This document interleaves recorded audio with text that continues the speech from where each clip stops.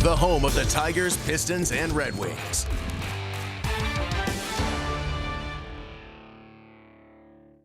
Previously on Tigers Baseball. This to left field is a base knock. Good start, and he beat it out. Trey Sweeney got down the line in a hurry. That could be huge in this game. He missed ball 4. The butterflies are growing. 3-0 to Riley Green. Not close. Not even close. Little pressure mounting, the pressure cooker. Bases loaded, 1 out. Andy Ibanez, the batter. Way low, it's 3-2. And it doesn't show signs of stopping. The torque chance about to ensue. It's getting dramatic here in Detroit. That's leveled to left field by Torkelson. It is down, and the Tigers behind Torque have come all the way back. What an inning. What a team. We know they got fight.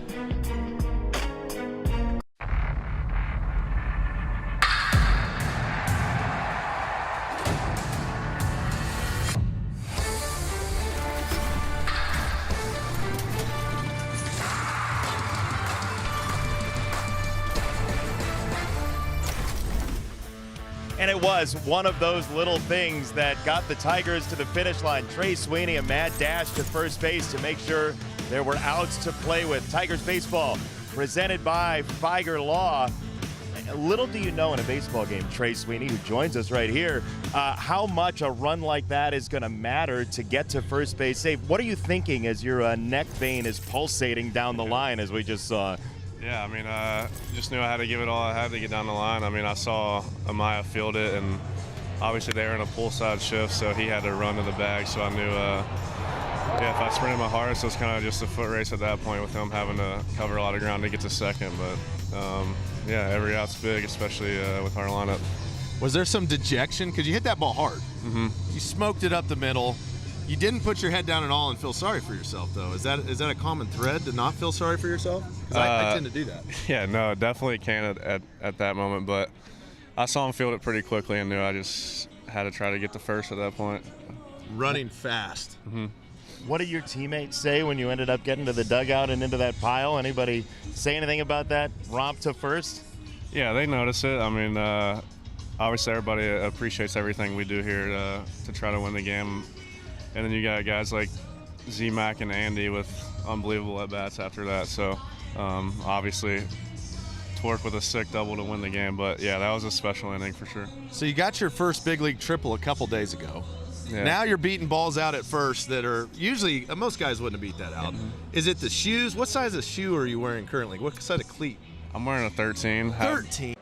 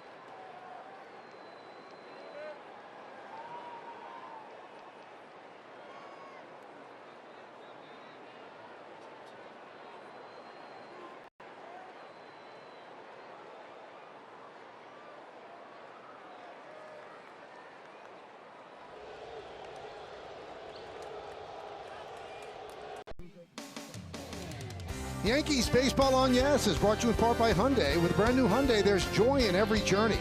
Buy Optimum Fiber. Get Optimum, the fastest fiber internet. Don't take slow for an answer.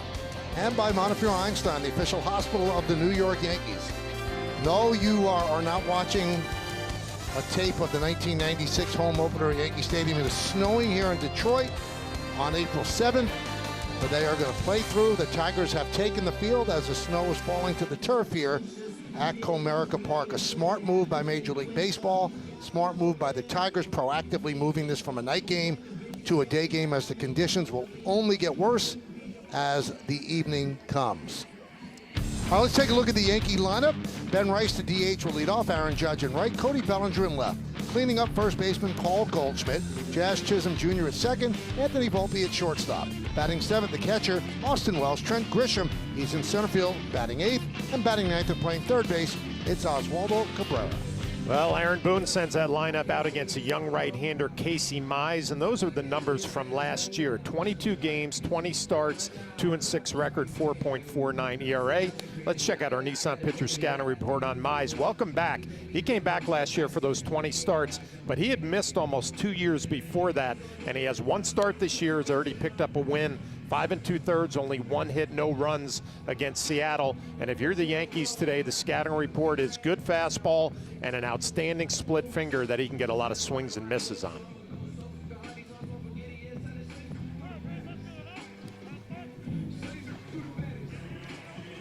Let's take a look at the defense now. Green's in left, Kreidler in center, and Margot is over in right. Infield, Ibanez, Baez, Keith, and Torkelson, that's third to first. Rogers behind the plate.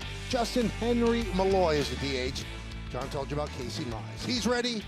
Rice is ready. And let's do it here in Detroit. Pitches up and away, and we're underway. And just like that, the snow has stopped, John. Perfect timing. Yep. And it's a tough afternoon all the way around. Hitters, pitchers, fielders.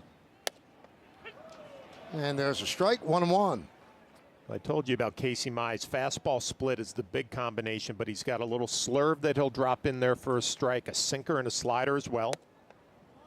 Says he likes to pitch vertically. Fastball's up in the zone paired with his great splitter. Yeah, that's the combination that really sets up the swing and miss for Mize. And his first outing couldn't have gone much better. Only one hit, no runs.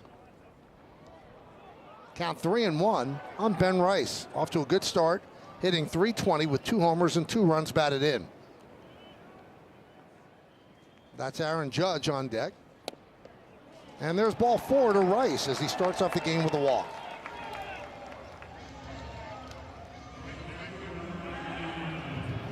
Bruce Dreckman is the home plate umpire. Shane Livisbarger is at first. Nate Tomlinson at second.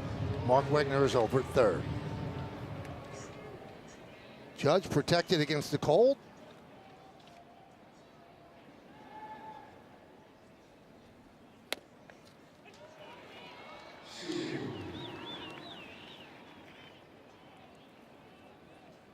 Oh and 1.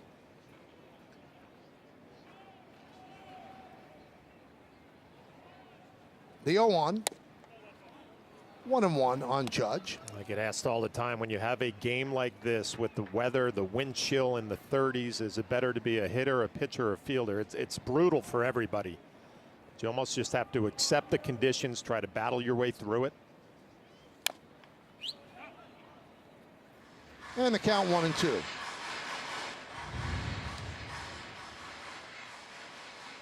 Few things that bother you as a hitter when it's this cold. Worried about getting jammed in off the plate on your hands. So that makes you cheat a little bit on the inner half. And if you're a pitcher, if you have a good grip on the ball and you can locate, it should be to your advantage. And the pitch. Outside, 2-2. 39 games against Detroit. Judge a .300 hitter, 9 home runs, 23 runs batted in.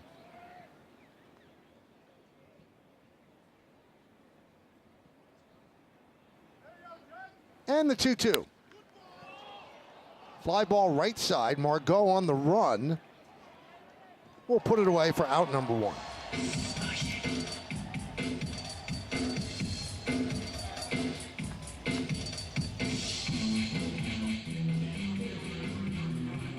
Here's Cody Bellinger. .231, the home run, 6 runs batted in. Cody, in the one game he played in Pittsburgh, 1 hit and 5 at-bats. He missed 2 because of the back. Yeah, it's good to see him back in the lineup, especially how chilly it is today. It tells us the back is not an issue. Let's take a look at the home plate umpire, Bruce Dreckman. He is considered hitter-friendly, calls fewer strikes up and down, fewer outside strikes on lefty batters in his 24th big league season.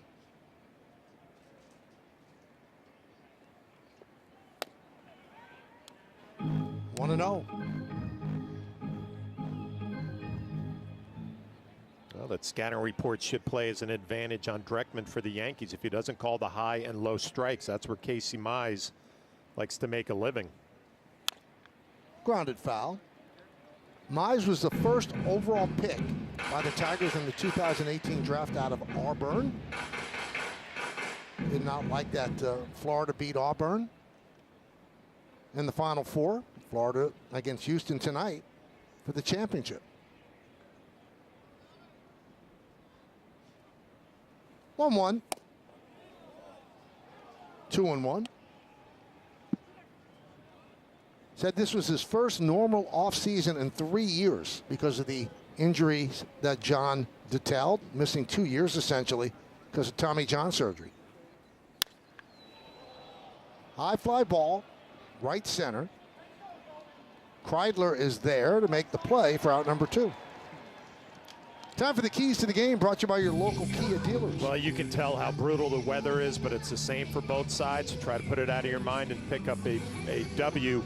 And the Yankees really need some length from Carlos Rodon today. The bullpen the last 2 games has covered 11 in the 3rd innings, so they could use some length from their starting pitcher. And you talked about it in the open, Michael. The Tigers in the postseason last year, they'll kind of have a bullseye on their back this entire season. We'll see how they react to that. Goldschmidt swings at the first pitch, 0-1. Goldschmidt in 19 games against Detroit, 361, 7 homers and 11 runs batted in. You see what he's done in 9 games this year. The 0-1. 0-2.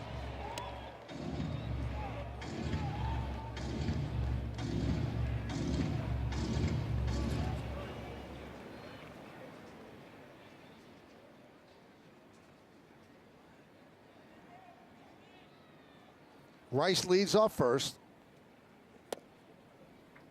Game time weather presented by Bigelow, the official hot tea of the Yankees. 42 degrees, it feels like 34. Chance of rain is high. Humidity 68%. The wind out of the northwest at 10 miles per hour. While we'll tell you about wind, there's a big flag in left center field and it is blowing straight out. Yeah, the wind is really what gets you on a day like this. Obviously, it's cold, but then you drop that wind chill on top of it. 2-2.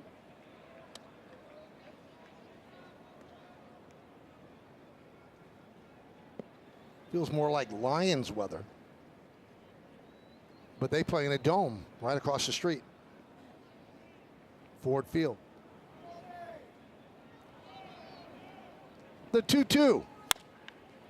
Grounded and grabbed beautifully by Ibanez. The long throw not handled, and Goldschmidt will get himself a single. Nice play by Ibanez. Saved the double. Might have saved a run as Rice moves to second. Well, again, as we watch this game and you watch this replay on the backhand as Ibanez fields it cleanly, can he get a grip? Can he have enough on the throw across the diamond in the cold weather? Torkelson can't come up with the pick as we get a look at Goldschmidt coming out of the box, moving pretty well on a cold day.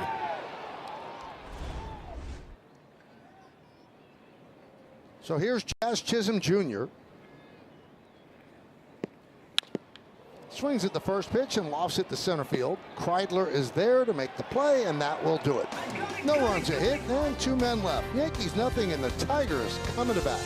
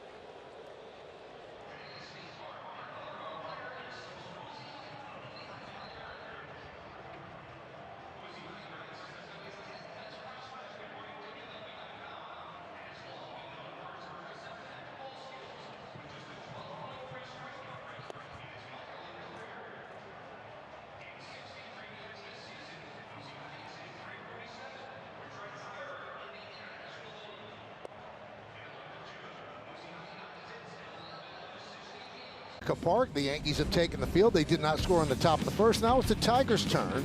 Malloy, the DH, Ibanez at third. Torkelson, the first baseman, hits third. Cleaning up, left fielder Riley Green. He was an all-star last year.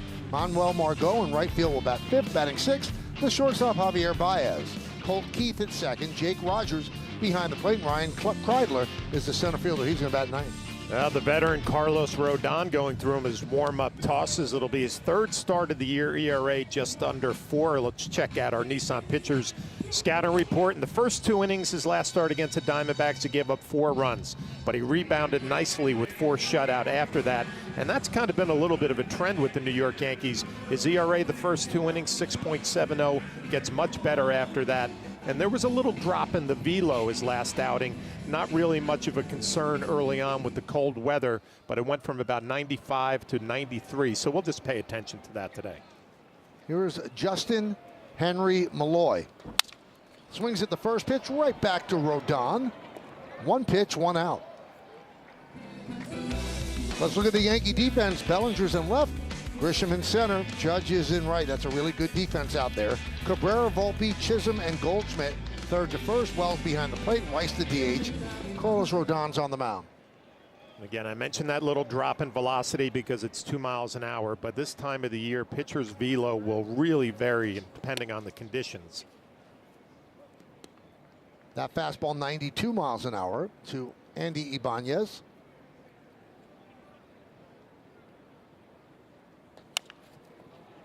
Chop towards short. Volpe. 2 down here in the first. I was just going to say another thing I'm going to be watching from Rodon. His last start was fastball slider primarily. That's what we remember from his first year as a Yankee. But he just dropped a nice 12-6 curveball to get an easy ground ball. So maybe a better mix this afternoon.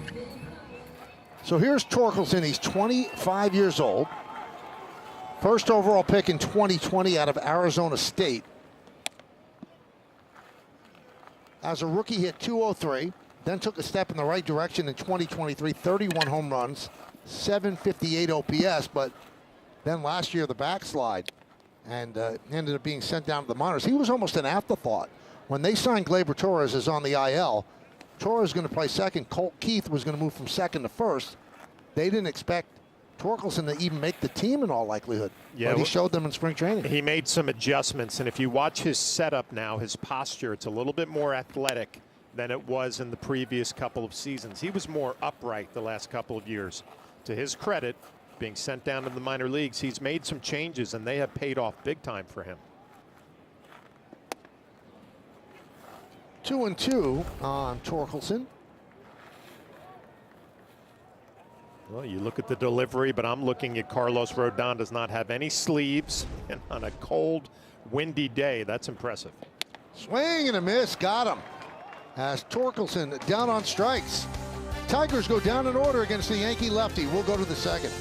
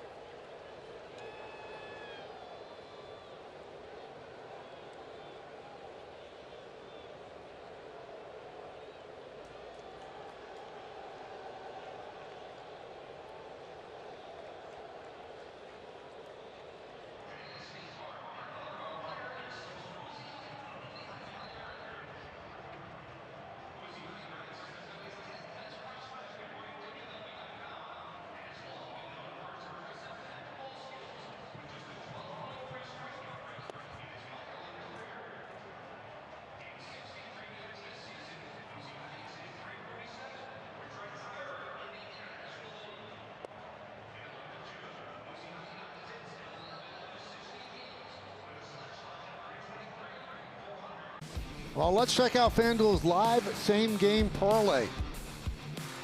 Says a home run is one of the things there, John. Is it hard to hit a home run in weather like this, Well, although the wind's out? Yeah, it's hard to play on a day like this, but I think Aaron Judge gets the ball up in the air, especially with the wind blowing out to left center. It might be the play. 1-0 on Volpe. 6 for 13 in Pittsburgh. That one is cracked to center field. Kreidler is there. 1 down. Now, Meredith, obviously Rob Kukuza, who runs the Yankees equipment and clubhouse, he had to be prepared for this cold weather. No doubt about it. They knew it was going to be coming here in Detroit. You notice a lot of guys like Austin Wells wearing some extra gear. There are also 2 huge heaters in the dugout that guys are able to go to before they're at bats to make sure their hands are warm, they can grip the bat. And out in the bullpen here, I was talking to Luke Weaver. He told me there's a little enclave that's covered so you can kind of stay back there and get warm. In Pittsburgh, they didn't have any of that. And in speaking to guys in the bullpen, they said it was absolutely brutal trying to get ready for a game. You just saw Cody Bellinger there, just trying to keep your hands warm. That's really what gets away from you, Meredith, in weather like this. You lose feeling in your hands from a pitcher to a hitter. That's what you want to avoid. And they're even heating up the bat. And I spoke to Marcus Stroman about pitching in these types of conditions, and he said for him, he actually doesn't notice it when he's on the mound. He said the adrenaline as a starting pitcher oftentimes takes over, and you don't even realize how cold you are. It's mostly just making sure your hands are warm enough to grip the ball. He said it's actually more difficult to pitch in humid, hot conditions than in cold conditions. And we see Carlos Rodon out there, first inning, no shirt underneath, just the jersey. He's got to be freezing. Yeah, it was strange for me to hear Marcus say that he had a tougher time when it was hot gripping the ball, because I always felt like on today's like today, the catcher trying to throw the ball to second base, getting a grip was a big time problem.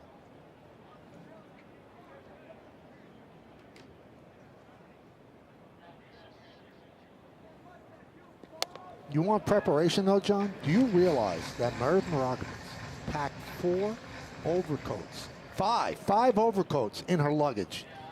How is that even possible? I don't know. She did it. Hey, guys, when you're good, you're good.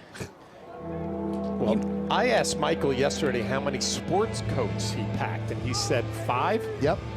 I only fit 2 in my suitcase. And how do you fit that many They winter just coats? keep getting bigger as time goes on. The one for tomorrow takes up the most space by far. But you guys know I don't like to be cold, so I had to be prepared. Austin Wells down looking. 2 away. Well, we'll see if the pitching picks up on this today. It's one of those days where you're going to see a lot of hitters swinging early, which we've seen. And you're also going to see hitters guessing a little bit when you get to 2 strikes. Mize freezes Wells with the heater. Here's Grisham. Let's see if the weather cools him off. He is red hot. That big 2-run single in the 9th inning yesterday tied the game at 4. 2 out, 2-run single. And the Yankees ended up losing in extra innings. Well, Trent not changing anything, not going with batting gloves even on a cold, nasty day. Here's the hit we're talking about yesterday. Left on left, that's been a common theme early on. Does not bother Trent Grisham at all. Gets the bat head out. Peraza scores. And the Yankees at that point, thinking they were going to have a comeback victory, just fell a little short. 2-1.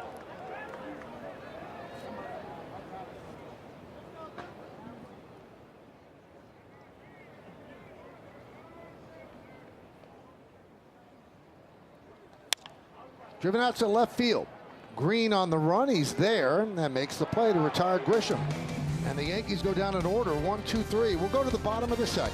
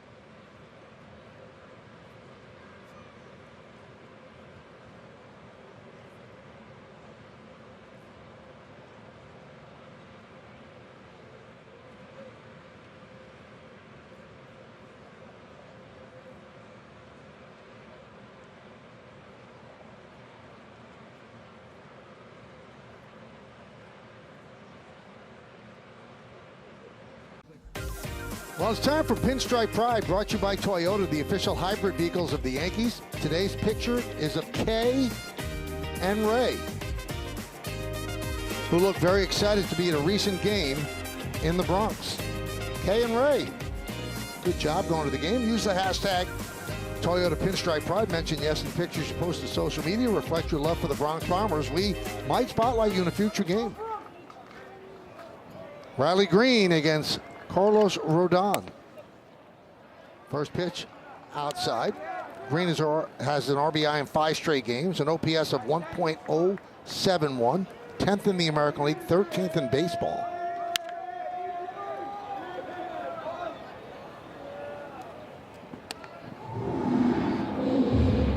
Hitting .351, that's 13 for 37 with a .368 on base percentage.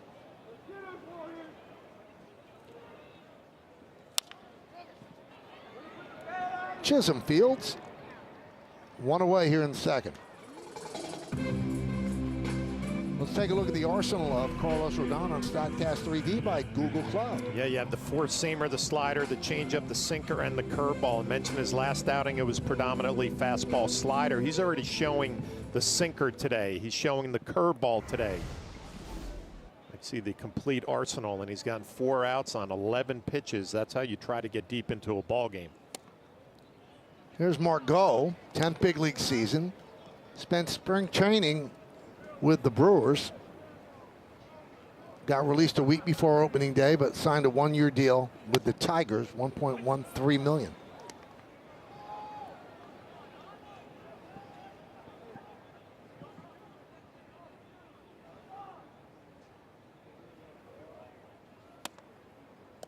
I got a chance, John, to do the play-by-play for the wild card series between the Tigers and the Astros.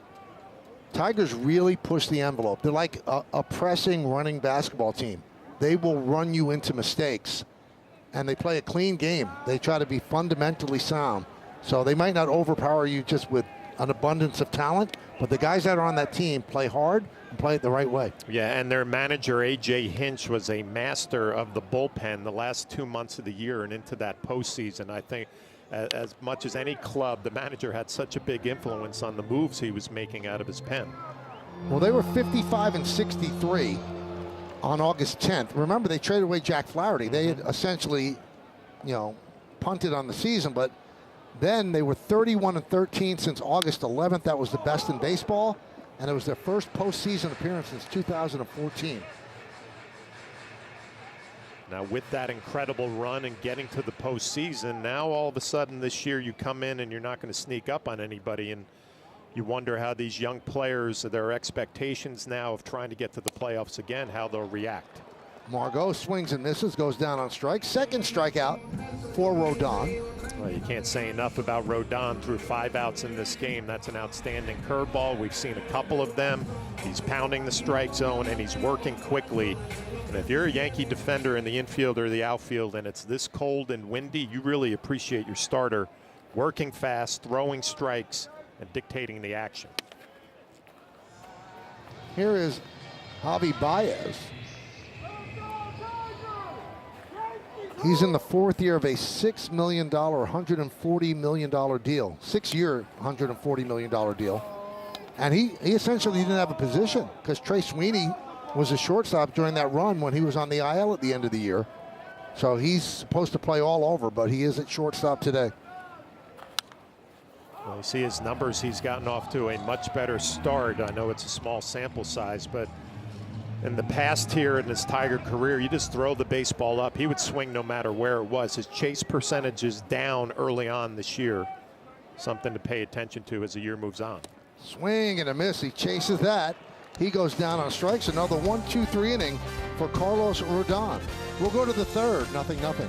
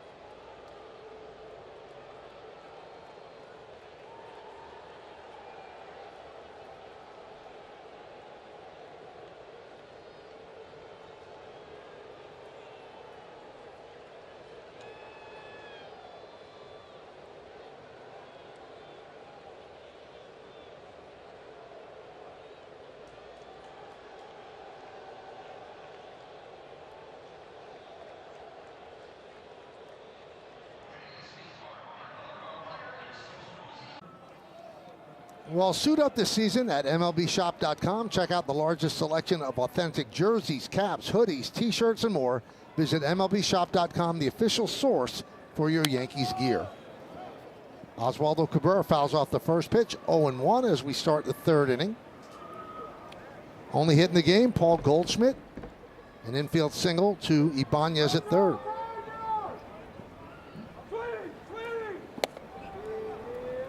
One and one.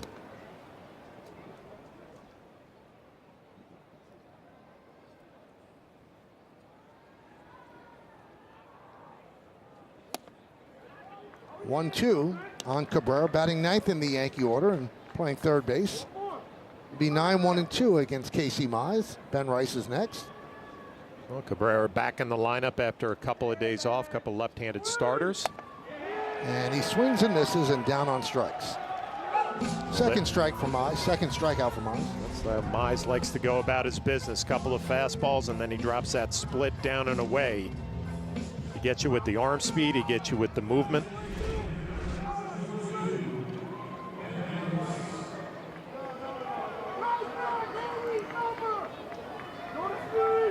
There's Ben Rice. He walked in the first and takes a strike here in the third. Ben Rice batting .320 off to a nice start, hitting the ball a lot harder this year than he did last year. Exit velo is better. Hitters make adjustments year to year, and Ben Rice's stance is a little bit more open this year than it was last year. Whatever changes he has made, it has worked. That one misses. 1-2.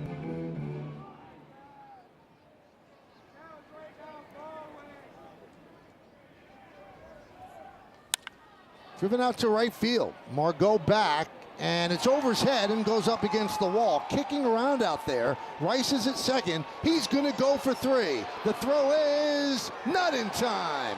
It's a triple for Ben Rice.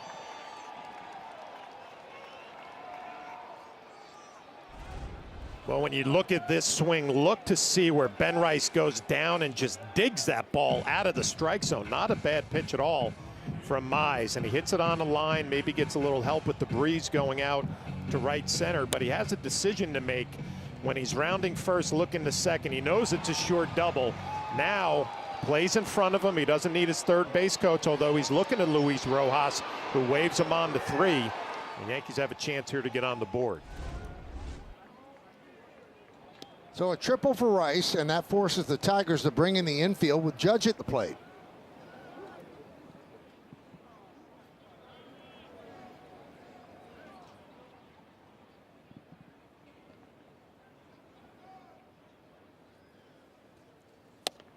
And a strike. Well, on an afternoon like today with the windy and cold conditions that they are, you wouldn't get too many opportunities. You have to cash in here if you're Aaron Judge and the Yankees. Chases that pitch upstairs, 0-2. Well, this is the slurve that just kind of stays up. Aaron Judge working underneath it. And the scouting report on Mize, he'll put you away with that split finger. You know Aaron Judge probably thinking about it.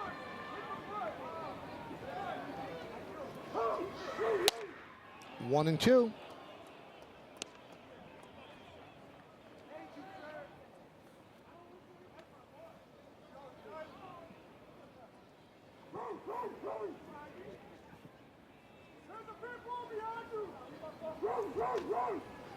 And the pitch. 2-2 on Judge. Judge with a fly ball to right in the first, not deep.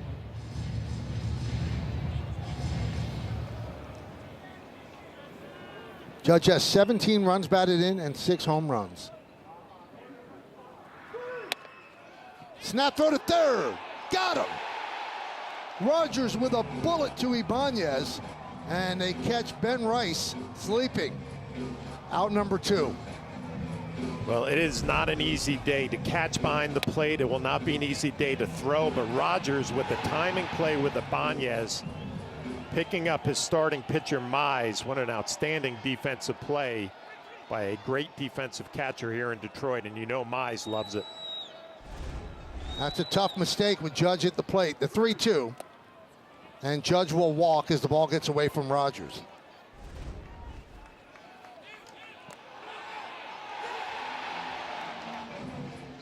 Even looked like Ben Rice was on his front foot, so maybe had a little tough time with the change of direction, but I just think a better play by the Tigers defensively and that man behind the plate.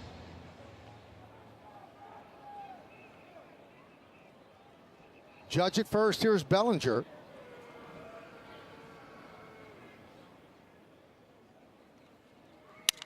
Line drive right at Keith, and that'll do it. For the Yankees, no runs a hit, and one man left on base. We go to the bottom of the third.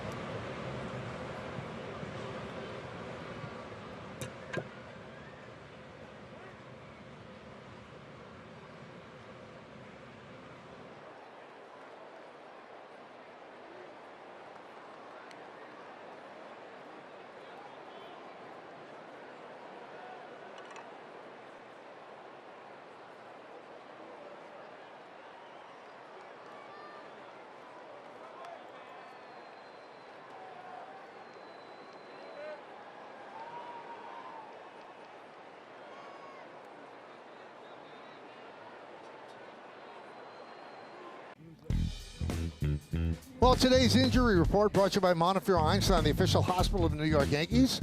Former Yankee Gleyber Torres on a one-year, $15 million deal on the 10-day IL for the Tigers since March 31st with a left oblique strain. Took 20 swings off a tee on Saturday. He could return later this month.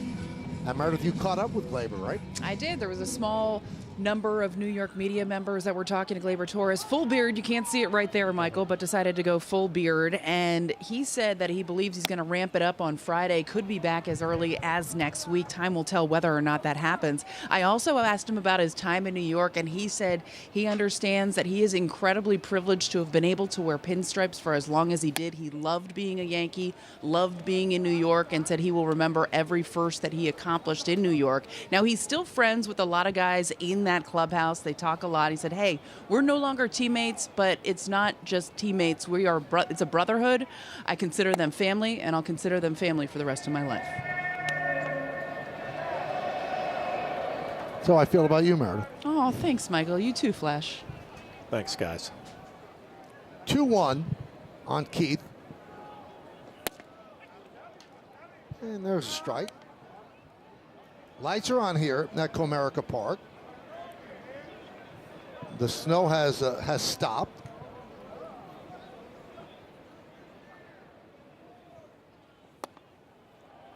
Now it's weird. Colt Keith, his average is 174, John. He has a 457 on base percentage because he's walked 12 times. Well, the Tigers locked this young left-handed hitter up for a long time before he really had a bunch of big league time. Well, their biggest concern is his defense. Last year, he was -8 in defensive runs saved.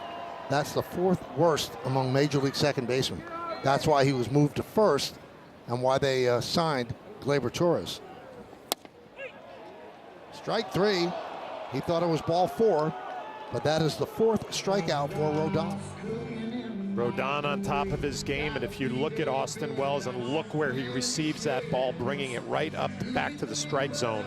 There are two outstanding pitch framers working behind the plate today, and Austin Wells and Jake Rogers.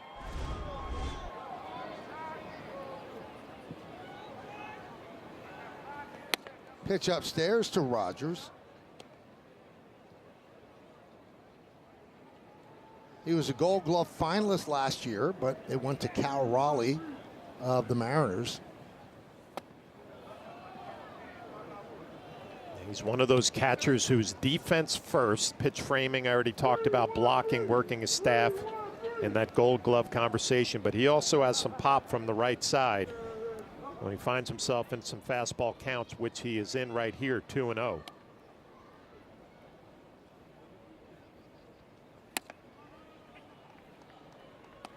He came to the Tigers in the 2017 Justin Verlander trade with Houston, and he's the last guy that remains with the Tigers. The other two, Daz Cameron and Franklin Perez.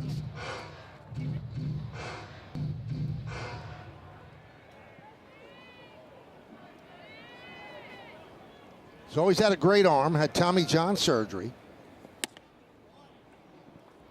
So before the Tommy John surgery, his first 2 seasons, he threw out 47% of base runners, but it's gone down a bit, but he's still outstanding at that. You saw that throw to third that he made. Yeah, when you're throwing out 40+%, obviously you have arm strength, but you have quick feet and accuracy to go with it. So might not have the arm strength that he had when he was younger before the surgery, but still the accurate throwing arm. And there's the Tigers' first base runner as Rogers works a walk. A little respect right there. A 3-2 curveball that bounced instead of giving in to Rogers.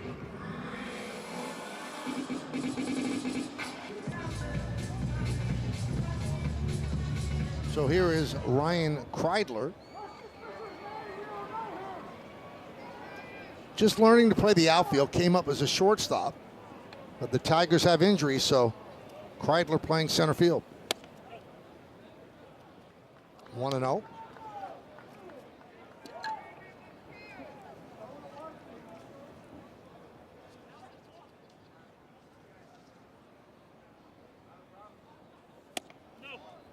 Shows bunt, but takes outside, 2-0.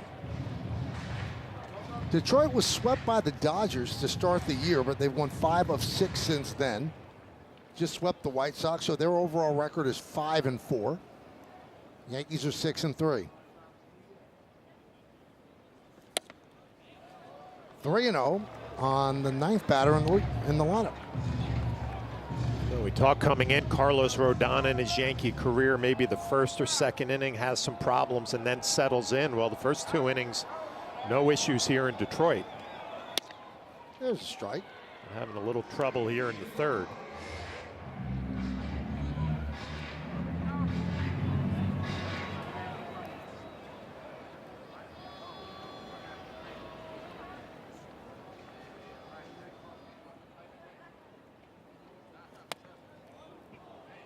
Drops a slider in there for a strike.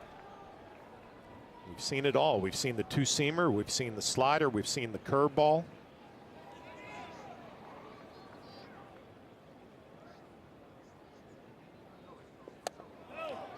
And there's ball 4. Well, the Yankees might have a little conversation about that. It's Carlos Rodon saying that's bad. Bruce Dreckman behind the plate. Looked like a pretty good pitch on a 3-2 count. Does not get the call. Take another look down in the zone. Wells bringing it back up. Both pitcher and catcher thought they had strike 3. A little meeting on the mound to calm down Rodon. Boone not happy. You know what some teams are doing and the umpires are stopping it right away? Every time they don't like a call, they hit the top of their hat like they're challenging in spring training. And the umpires, you do that again, you're thrown out. That's pretty good, though. I like that. I like that. So that's going to bring up Justin Henry Malloy, and I have a quiz for you. Justin is from Bergenfield, New Jersey, attended St. Joseph Regional in Montvale. 4 other big league players came out of Montvale. Who are they? Well, we know one's sitting in the booth with you. That's right, you. We had a left-handed pitcher, St. Louis Cardinals, Rob Kaminsky. Very good. Yep. There's Justin Henry at St. Joe's, the Green Knights. And we also had Mr. Kivlahan. No? I don't have him, no. Well, he made it to the big leagues from St. Joe's, so. We have Tommy LaStella. Tommy LaStella. And Artie Lewicki. I didn't know Artie. No? When was Artie in the big leagues? Do you know? I'll have to look it up.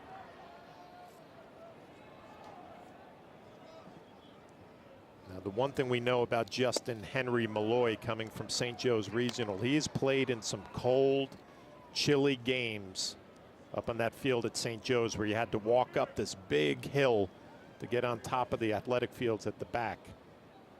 There's been some cold games played back there. Did you enjoy your time at that high school? I love my time at that high school. It was an all-boys Catholic high school. It had a very good athletic program. And to be quite honest, I commuted from New York to New Jersey and had no idea if baseball-wise I would be able to fit in, and was lucky enough to make the team as a sophomore and won a county championship as a junior and moved on from there. And down goes Malloy. Also, we have to say that the McCourty twins came out of that high school and played in the NFL. Now, Artie Lewicki, 19 games with the Tigers and the Diamondbacks, 2017 through 2020. Sorry, Artie, I should have known that. Now, you'll be happy to know this. I was at St. Joe's last week and did a little time with the media class where we have a whole studio set up, and 2 of these classes interviewed me. Had a great time for a few hours. Kids did a great job. Always giving back. I love well, that. That's about what, you know, it's what I hear you do at Fordham. So I just figured I'm trying to follow your lead. First and second. 5 strikeouts for Rodon. Ibanez hits one deep to left field. That ball's gone out in an eye blink. A 3-run home run by Andy Ibanez, and it's 3-0 Tigers.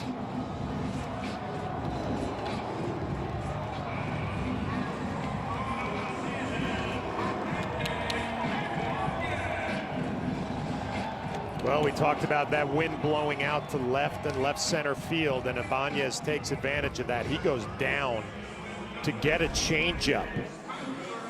Well, look where this actually looked like a curveball rolling in there, down and in. Thought that was a changeup away. Ibanez gets a curve down and in and just scoops it out to left field.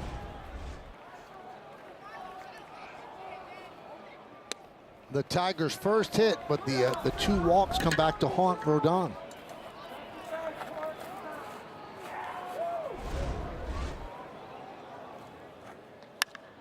Torkelson. Fly ball right center. Grisham is there to make the play. But the Tigers, 3 runs, 1 hit.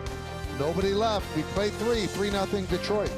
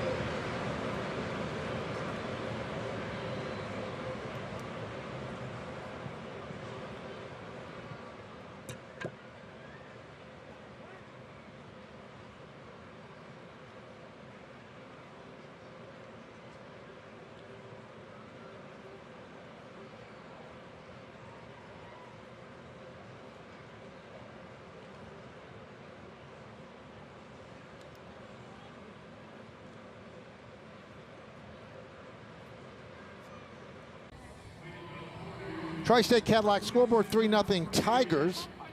Cooking up something special with Hexclad. Join the hybrid revolution at hexclad.com. Goldschmidt has great numbers against Detroit in 19 games. Had a single in the first inning, leads off here in the fourth. And he scoops that one to right field. It's a long run for Margot, but he can't get there. A lot of foul territory in this ballpark. This ballpark, for a newer ballpark, is enormous. And it used to be even bigger, and they brought in the fences in left field, but you saw Ben Rice get a triple. This is the type of ballpark that will yield triples, John. Yeah, it definitely will yield extra base hits. And the one thing I noticed right away, they don't have that strip from the pitcher's mound towards home plate like they used to in the past. Yeah, they took the advice of the players. The players didn't like it. That's what it looked like in the past.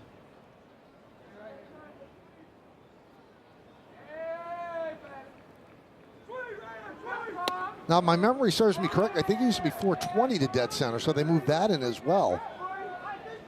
But why you would build a ballpark so cavernous?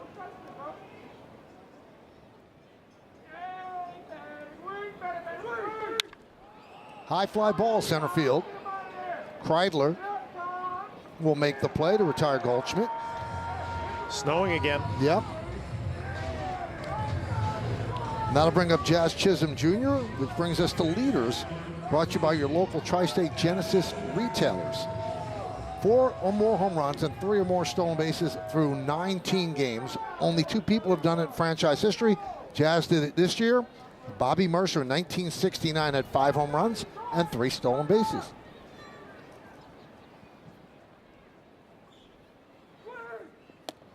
And there's a strike. Chisholm has the 4 home runs, 9 ribbies. We told you about the stolen bases. Also struck out an awful lot, 17 strikeouts. That leads the American League. So coming into the game, he had struck out in 40.5% of his plate appearances.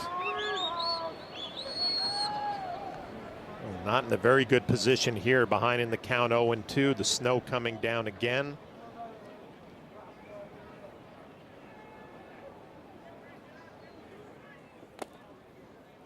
One and two.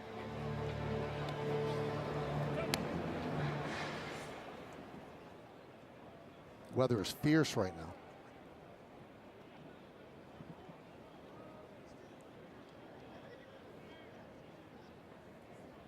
Swing and a miss. Chisholm strikes out. Rogers throws to first for the putout. 2 down. Well, you get behind in the count with 2 strikes, and you can fall victim to that split finger. Well, Michael, I heard you talking about Comerica Park and how big it is. I can't help but think about the old Tiger Stadium, and those teams were built around power. It was such a good offensive ballpark to hit in.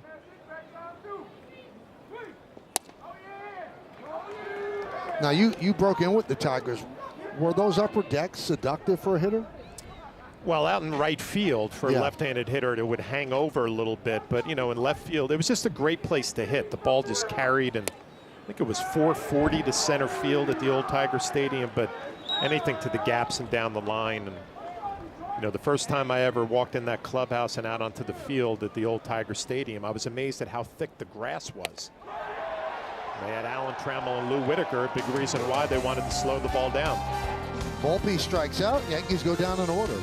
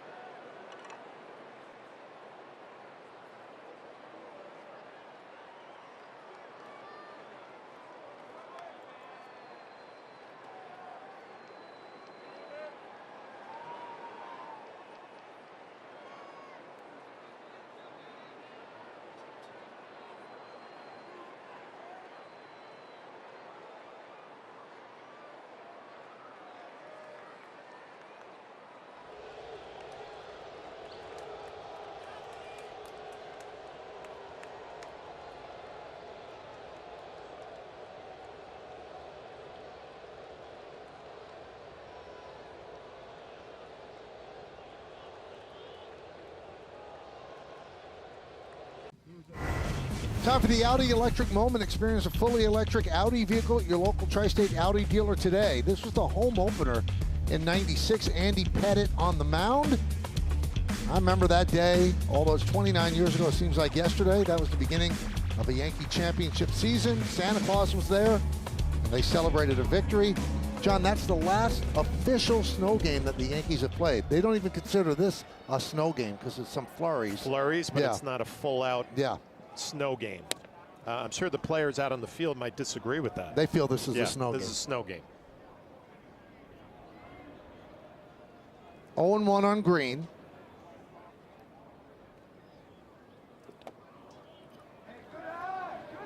Green, a different hitter against left-handed pitching. 213, and he's 280 against righties. But he was an all-star last year for the first time.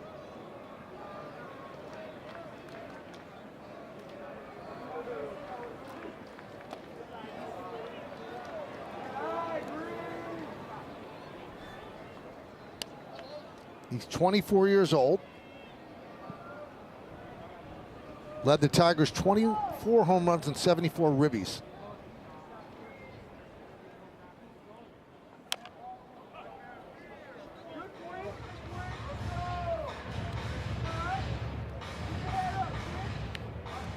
He tried to stay in better shape this offseason, John. He said a record low for how many times he ate at Chick-fil-A, which he loves.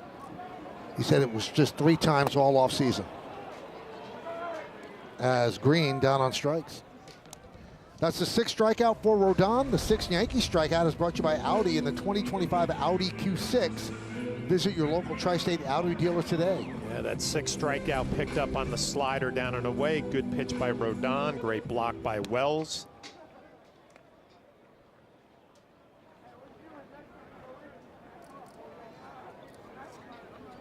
Here's Margot. Grounded up the middle. Volpe there. Gets Margot for out number 2.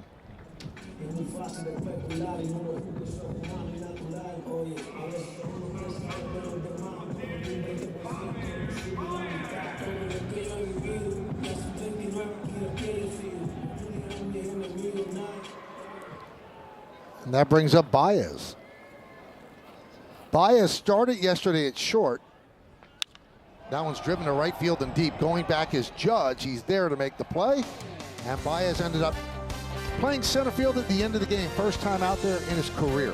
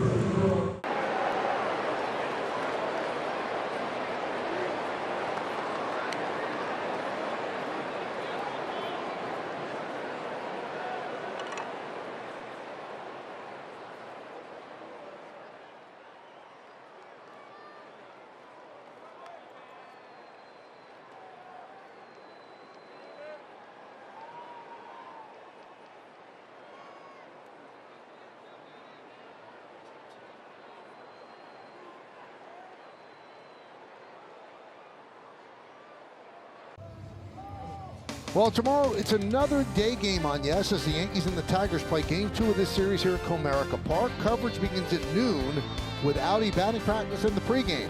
Then first pitch will be just after 1 on Yes and the Gotham Sports app. Snowing here in Detroit as we go to the 5th inning. It's 3-0 Tigers. That's on the Andy Ibanez 3-run home run. There's Austin Wells against Casey Mize. Mize is yet to give up a run this season. He went 5 2/3 in his season opener against Seattle. That was on April 1st. He gave up just 1 hit, but no runs.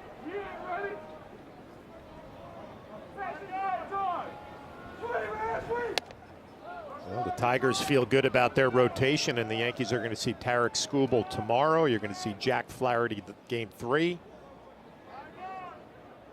Running some top starters out against the Yankee lineup for these 3 games. High fly ball, left field and deep. Going back is Green. He has room, and he'll make the play. 1 down. And that'll bring up Trent Grisham. And we take a look at Coors Light beating the pressure. Last 5 games, 471, 3 home runs, 9 ribbies. Sparkling OPS of 1.585.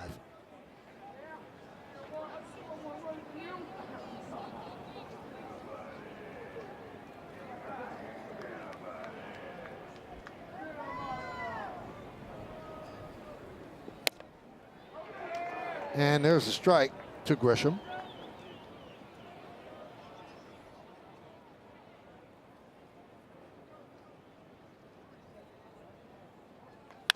Line to right field. That is a base hit. Grisham continues to mash. Margot gets the ball in, and that's a 1-out single for Grisham.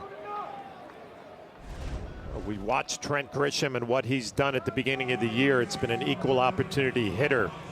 Tomahawking this ball to right field, a line drive and a base hit. We've seen him go the other way, and the other way with power. So covering the entire strike zone.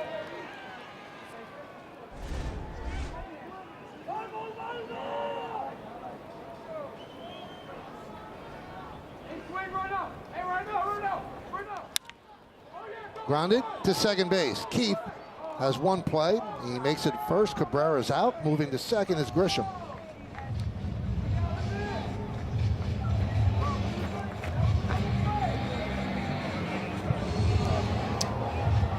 And Michael, Trent Grisham is going to continue to get playing time, according to Aaron Boone, with the way he has started off the season offensively, saying that he is going to try to pick and choose his battles and when to give guys days off to try to keep Grisham in that lineup. Today, it's Jason Dominguez, who's not out there in left field. He's available off the bench, but he believes that keeping him active, keeping him engaged, they're going to get the best out of Trent Grisham, and giving guys early in the season days off is going to yield the best product. If you go back to last year, they thought perhaps they had more at-bats available for Grisham. It just didn't happen due to the way the roster was constructed, and it certainly didn't help him in trying to get going when he did get those opportunities. So Trent Grisham certainly making the most of his opportunities early.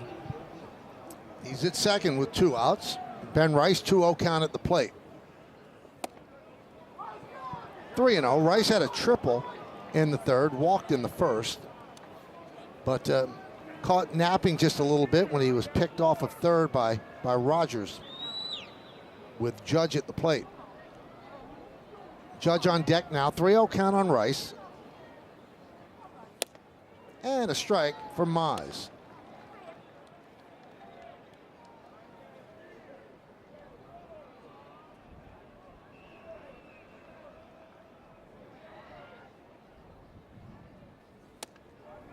And they call that a strike. Rice threw the bat away. Oh. He thought it was so much ball 4. Boone and the bench already upset with that ball call against Carlos Rodon. So they'll make this known to Dreckman. That's really off the plate. inside. And the Tigers had a complaint on a strike earlier in this at-bat against Ben Rice, so Dreckman heard it from both sides. Now there's ball 4 for sure. So Rice on base for the 3rd time. There's the previous pitch that Rice thought was ball 4, and he's right. Talked about Rogers behind the plate. He is an outstanding framer of the baseball, bringing it back to the strike zone.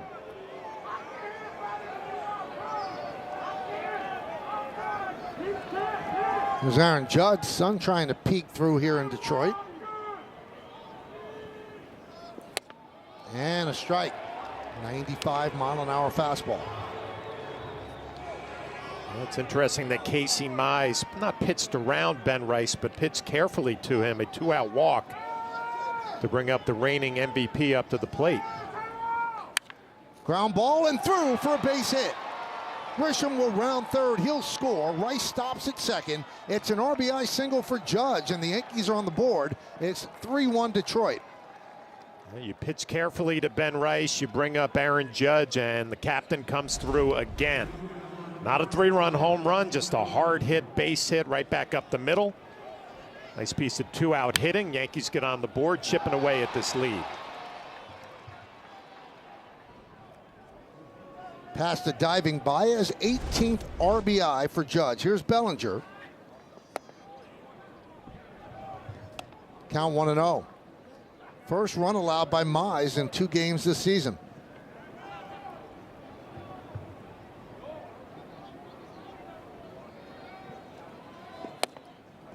Strike one, 1-1. Bellinger fly ball to center, lined out to Keith in the third. Runners lead. 2 men out.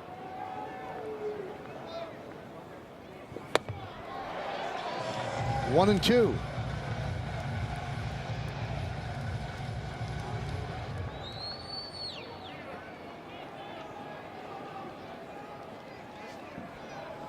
And the pitch.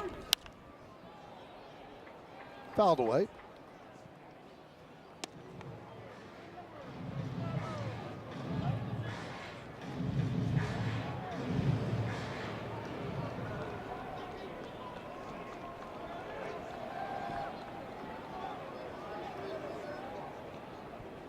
Mize delivers. Skied the other way and out of play. Mize has just enough on that fastball in the mid-90s to get Bellinger a little bit late. 2 strikes, you're protecting the plate, and he's got just enough fastball to beat you.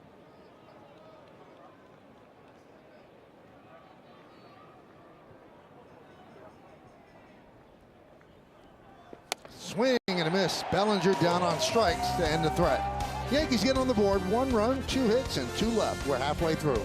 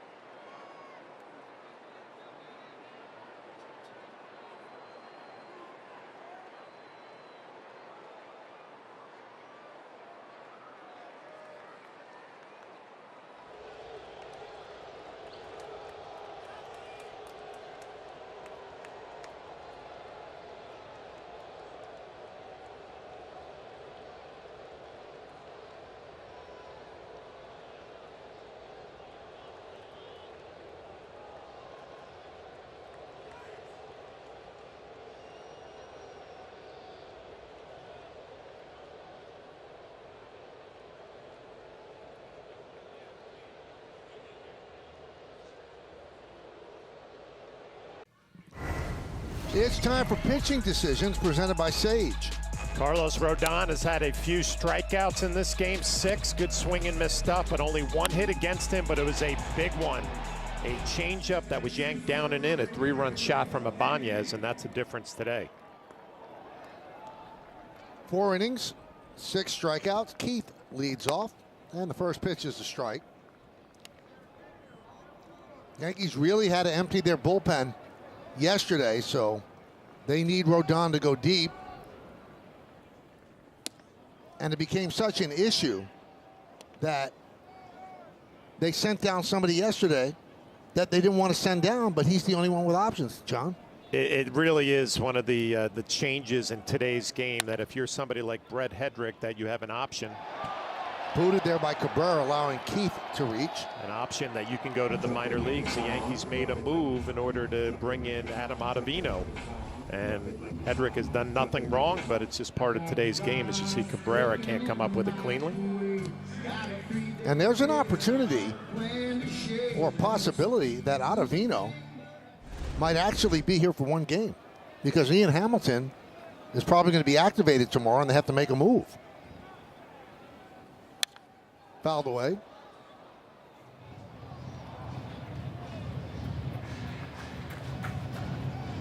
It's all part of the big league career of players. When you want to get out of options, you want to use them up over the years so that you're not put in that position that even if you're performing well, an organization can make a move to send you down because they know they're not going to lose you to another organization.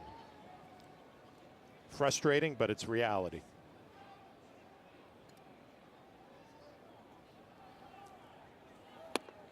The only other move they might have been able to make was to send out Will Warren, who also has options, because you figure with an off day on Thursday, they could skip over that start, and then by the time that start comes around again, Clark Schmidt could be back. But they decided to go by sending down Hedrick. 3-1 on Rogers. I would assume that's a tough conversation to have with Hedrick, who really wasn't just good, he was outstanding coming out of the bullpen. But it becomes a numbers game. And Michael, I spoke to Aaron Boone about that, and he said those are some of the toughest conversations to have when it is just the business of baseball and a roster decision. It's not anything that the player did wrong. He said his messaging to Hedrick was, we liked what we saw from you, your stuff is in a really good spot, and told him he expects him to play a very big role with this club throughout the course of the season. So just put your head down, continue doing what you're doing, and you will eventually be back when there's a need from the Yankees. 3-2.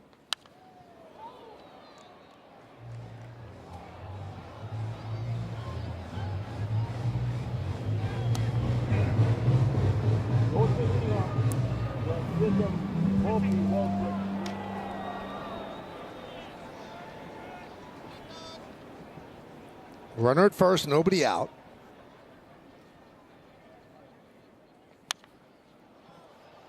As Rogers battling Rodon.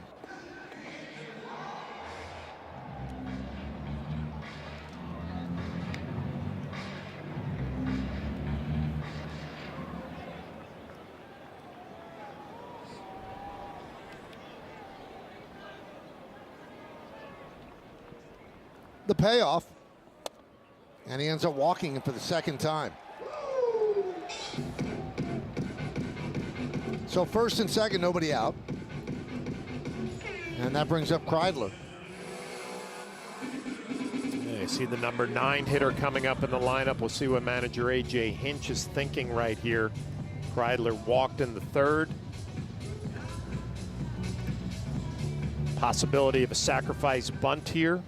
Austin Wells going through the bunt defense. See Cabrera and Goldschmidt sneaking up on the grass. And he bunts. It's a beauty. It's going to be tough to get him at first. The throw, they do get him. A beautiful scoop on the backhand by Goldschmidt to get Kreidler, but the sacrifice successful, 1-3. A beautiful sacrifice bunt and not an easy play for Carlos Rodon. He covers a lot of ground, bare hands. It looks like he slips a little bit, but Goldschmidt able to go with the backhand pick, trying to stay away from a big inning. An outstanding play. Again, perfectly executed, bat head barrel out in front.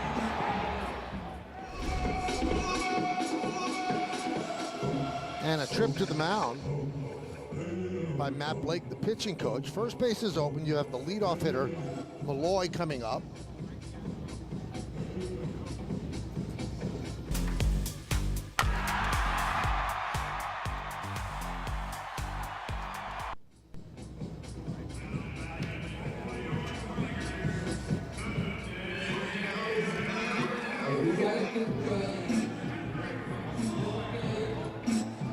Yankees bringing their infield defense in. If you're Rodon and Wells, you're looking for some soft contact. Fastballs in on the hands of Malloy, off speed, down and away. Infield is in. 1-0. Yeah, love that pitch right there. First pitch heater in off the plate, and then you start playing that game. Hard in, soft away. Trying to get a ground ball to the left side on the ground if possible.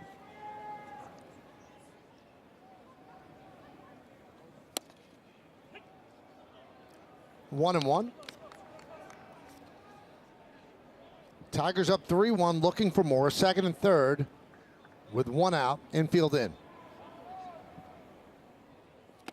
Waved at that pitch. Good changeup. 1-2. Well, you see a swing like that on a changeup. It's a result of showing that first pitch fastball in, where you make a hitter aware that Rodon might rush him in on the hands. Now he's got plenty of options. 2-2. Good block by Wells. Always pressure when there's a runner at third, less than 2 outs. You call an off-speed pitch. You got to be thinking block the baseball, knock it down.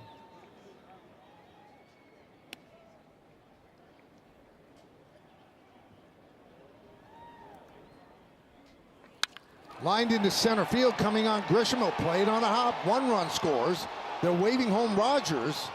The throw home. Safe. A 2-run single for Malloy, and it's 5-1 Tigers.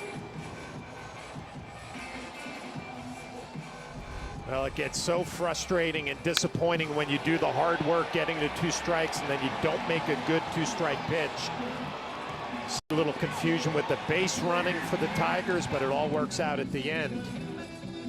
As Rogers in with the head first slide, the left hand gets across home plate, and the Tigers add on.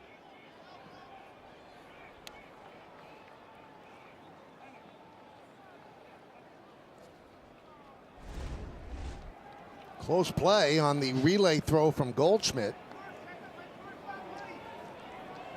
But a good slide by Rogers. So here's Ibanez, 3-run home run his last time up. He's 1 for 2. Fouled away. Grisham with a good throw into Goldschmidt. Probably didn't even think they had much of a play, but Rogers able to dive in there head first.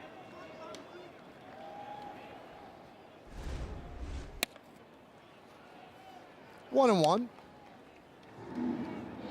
It's a frustrating afternoon for Carlos Rodon. Has only given up 2 hits. His stuff has been really good. A 3-run home run, a 2-run base hit, the difference. Certainly not helped in this inning by the E5 by Cabrera, usually sure-handed. That started off the inning with a runner on rather than 1 out.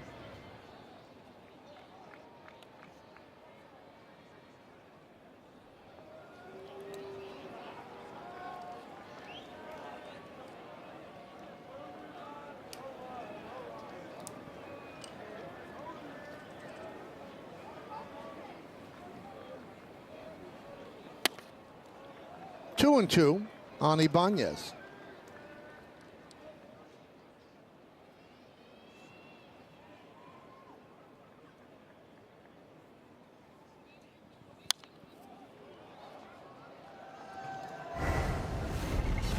Well, the home run in the 3rd inning. We'll take a look at the exit velocity presented by Spectrum.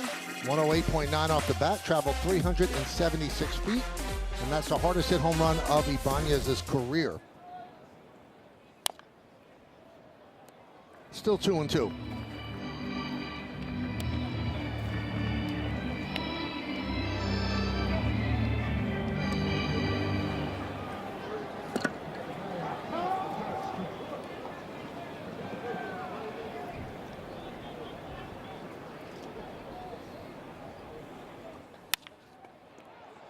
That's a nice play by Cabrera. There's one, but not in time. Good scoop by Chisholm, saving Cabrera another error. 2 outs. Well, the hot corner, it's all about reactions, comes up with a clean from his knees, a low throw, and you're right, Chisholm with the good pick, trying to complete that double play, would have been a tough turn.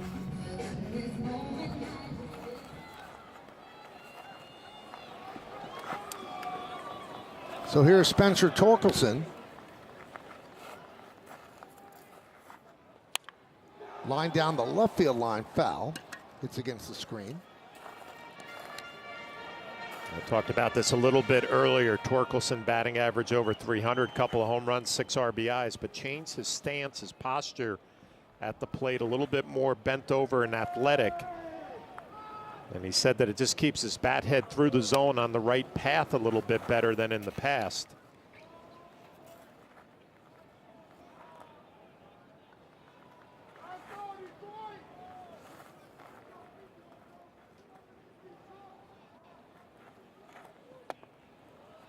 One and two.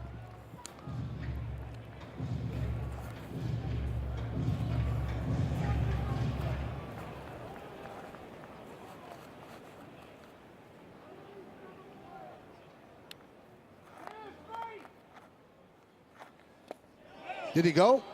Yes, he did. Torkelson down on strikes.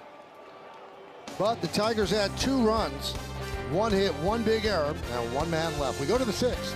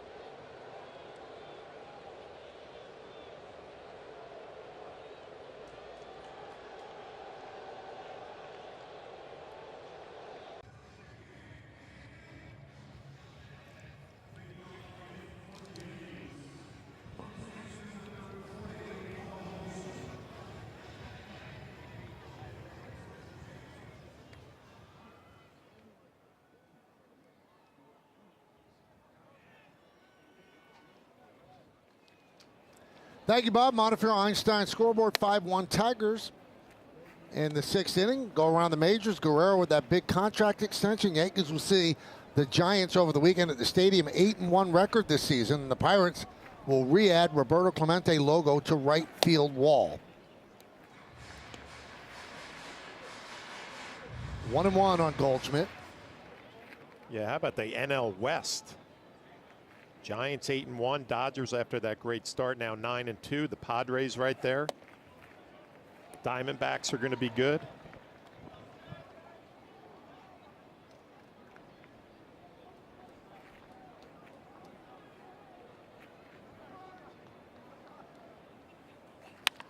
Soft ground ball, right side. Colt Keith over to Torkelson. 1 down here in the 6th. Casey Mize trying to get through 6 innings. His last outing, he threw 82 pitches, already at 83 now. 1 out here in the 6th.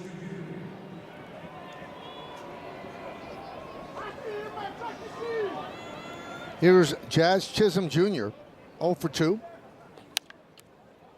Pops up the first pitch. Make the seats on the third base side.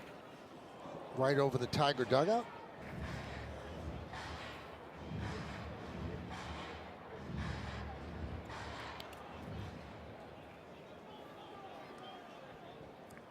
Yankees have 1 run through 5 innings. They're first in the majors with 8.44 runs per game.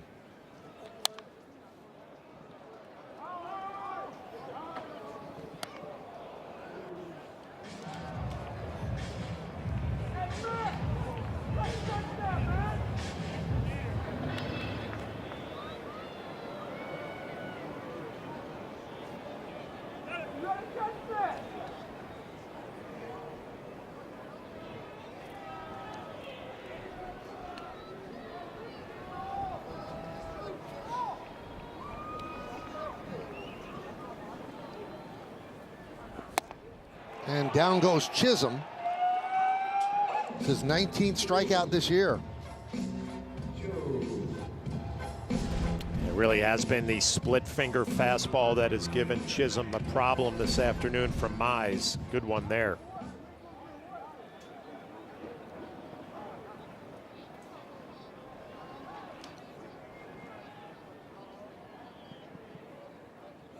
Pitches upstairs to Volpe. Volpe's 0 for 2.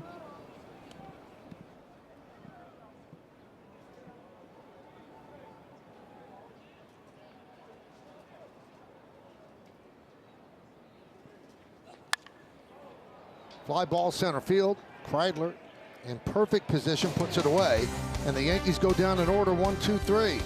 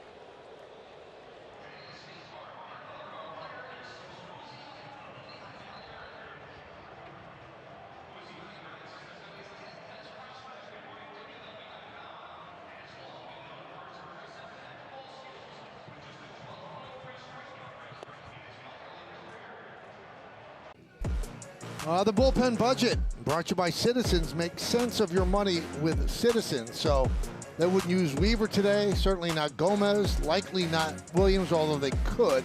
They don't like to go 3 out of 4. You would think Leiter and Cruz would be available. Probably want to stay away from Yarbrough, and Hill could be available as well. But Rodon's still in there as he pitches into the 6th. And that is Ottavino warming. Riley Green leads off. 85 pitches for Rodon.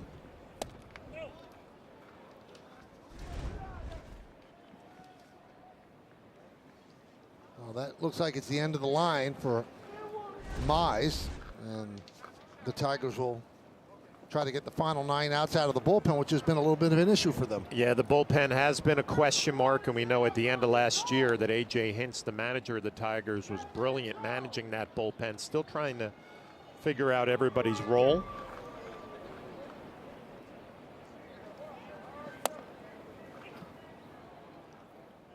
Two and one.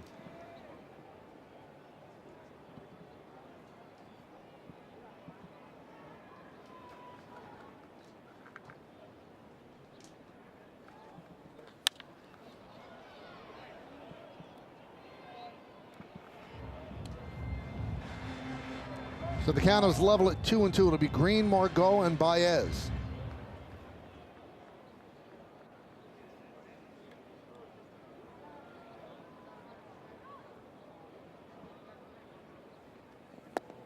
Three and 2 on Green. Green's 0 for 2. Grounded to second and struck out.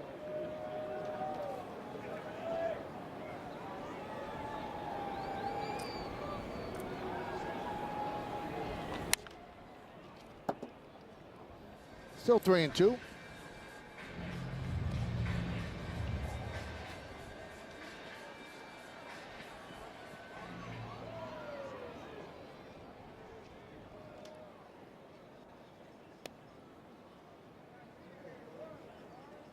Swing and a miss, got him. One down here in the 6th. Yeah, it's a good start to the 6th inning. We'll see how long Aaron Boone goes with Carlos Rodon as that slider elevated, Green right underneath it.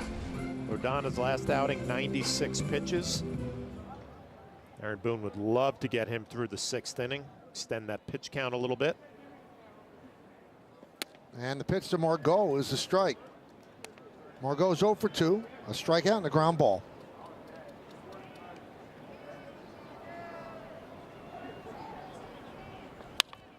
Up the middle, Chisholm's right there. 2 away. Yankees Baseball on Yes is brought to you in part by your local Kia dealers. Visit kia.com to discover movement that inspires. By Untuck It. Find the perfect fit today at untuckit.com or more than 80 stores worldwide. And by the New York Lottery. Get out there and play. Here's Javi Baez. 0 for 2. Pitch upstairs.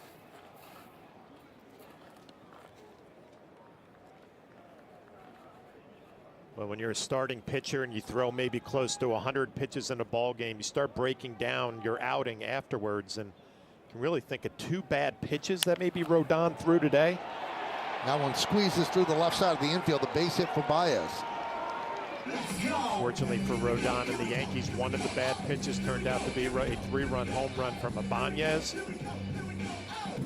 That's a curveball down and in. Baez able to slap it into left field. Well, they'll keep Rodon in to face the left-handed hitting Keith.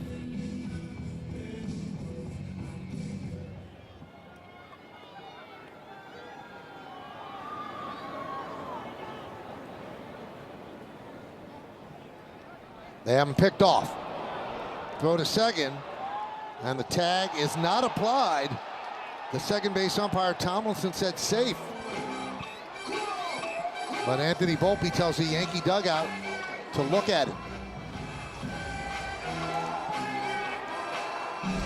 So Baez saying he was safe. Volpe saying he applied the tag. Let's take another look at it. New York is challenging the safe call at second base. I think he got him because he slid into the foot. Yep.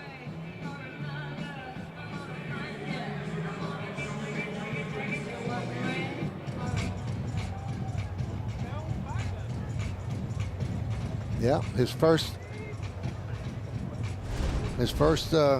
connection was to the foot, not the bag. Challenge replay is brought to you by Citizens Made Ready, as the Yankees are indeed challenging this call at second by Nate Tomlinson.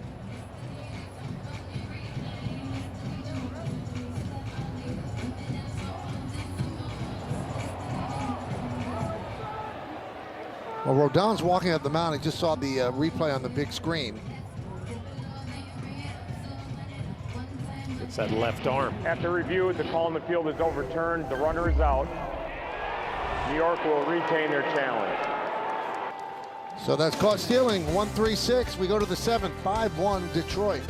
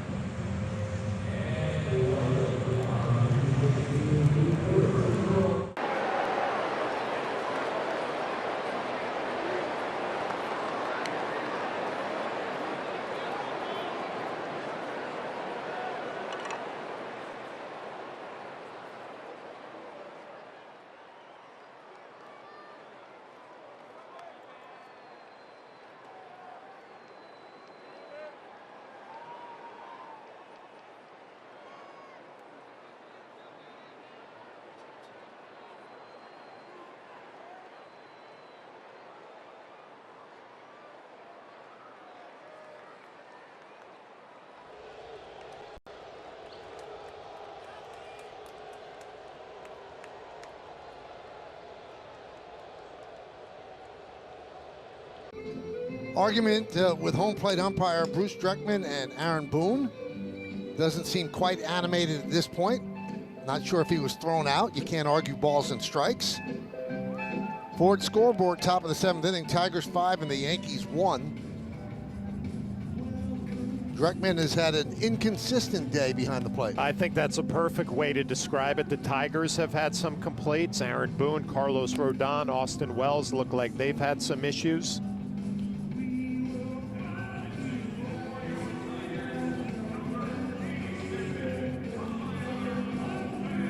Seems pretty civil.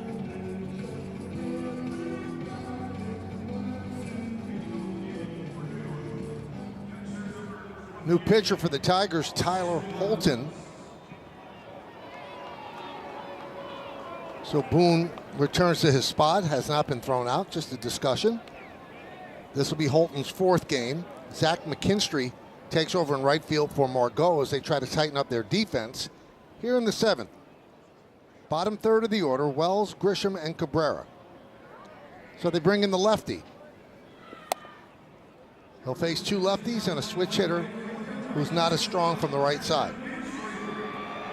Well, Tyler Holton was a big part of last year's club. He pitched in 66 games, 9 starts, went 7-2 with 8 saves. That one's lined into center field. It's a base hit for Wells. Let's check out the T-Mobile coverage cam, and we had it on Casey Mize. Well, we told you that Casey Mize had an outstanding first start of his season against the Mariners. Well, he backed it up this afternoon against the Yankees. They saw the split. They saw the fastball. They saw the split again to Bellinger. Casey Mize, 2 starts this year, is off to a great start. And here comes Boone again to talk with Dreckman. This looks like it's a lineup situation. Just some clarification from the home plate umpire.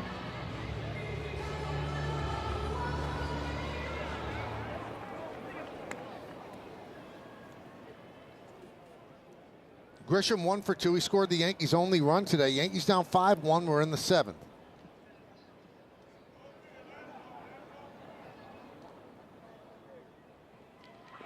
Shows bunt, takes outside.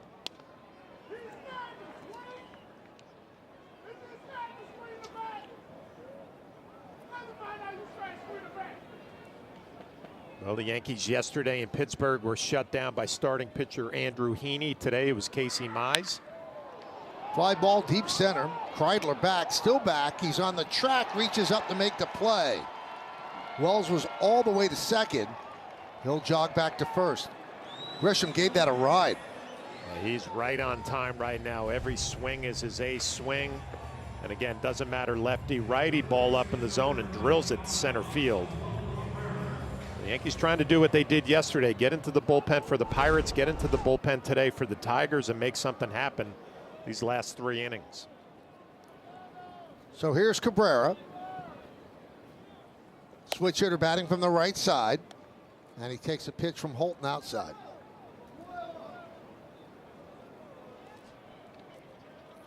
And Holton has it all, the changeup, the cutter, the four-seamer, a sweeper, a curveball, a sinker. A kitchen sink type pitcher from the left side.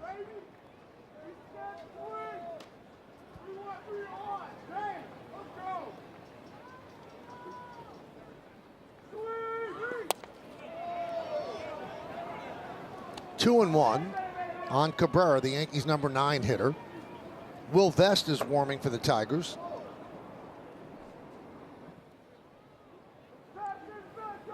Lefty hitting Rice is on deck, way outside. 3 and 1 on Cabrera. West would likely come in for Judge, who's in the hole after Rice. 3 and 2.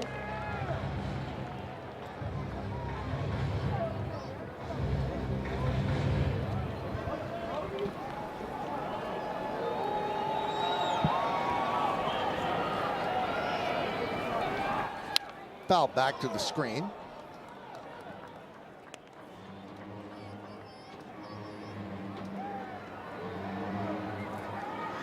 Rice has had a perfect day. Well, somewhat imperfect. He had 2 walks and a triple, was picked off at third with Judge at the plate.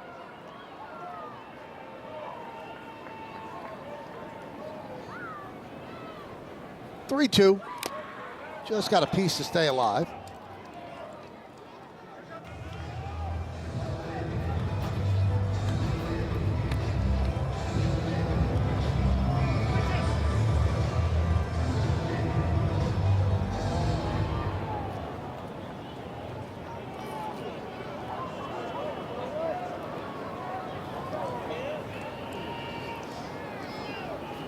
And the pitch.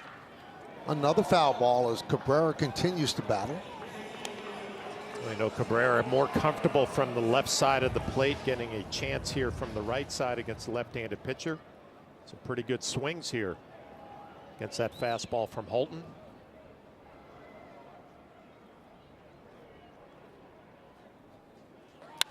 Lined up the middle and grabbed there by Baez, and they'll turn it into 2. Baez with a beautiful defensive play turns a 6-4-3 double play to get out of the inning. Slowed down by Holton, that allowed Baez to get it, flip it to Keith, and that's a 1-6-4-3 double play.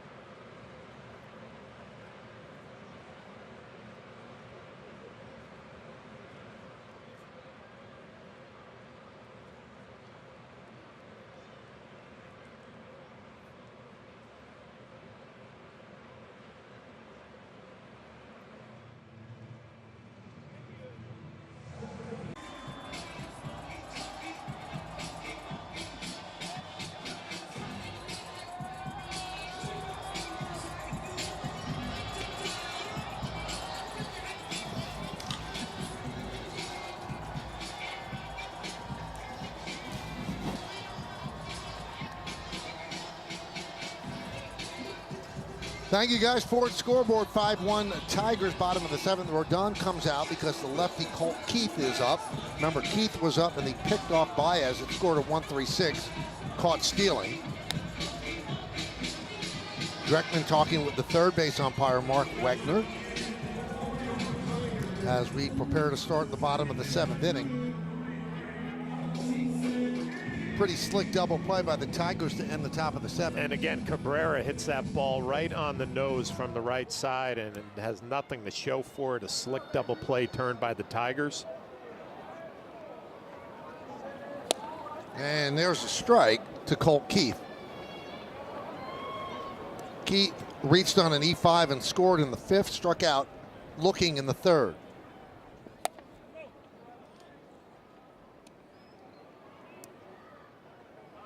Heard what Jack just said in the studio. He's got good stuff. He's got strikeouts. He made that one mistake on the 3-run home run, victimized by the error in the 5th. Kind of a soft single to center field, scored the 2 runs in the 5th inning. And he's given the Yankees length, which is what they desperately needed today. Yeah, and the keys to the game, that was one of the things I mentioned, that they needed to get length from Carlos Rodon. He has done that. Give the bullpen a little bit of a breather.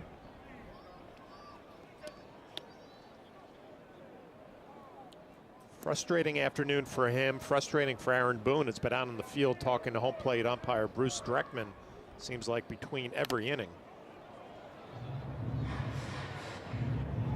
Still 2-2.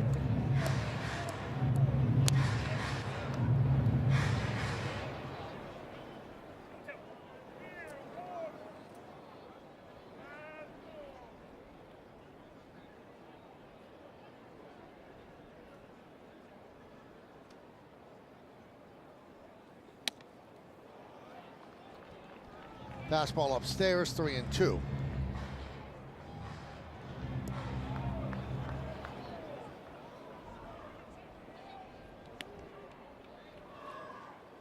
And the pitch. Base hit. Keith leads off the 7th inning with a single. That'll be the last pitch thrown by Rodon. Boone will go to the bullpen.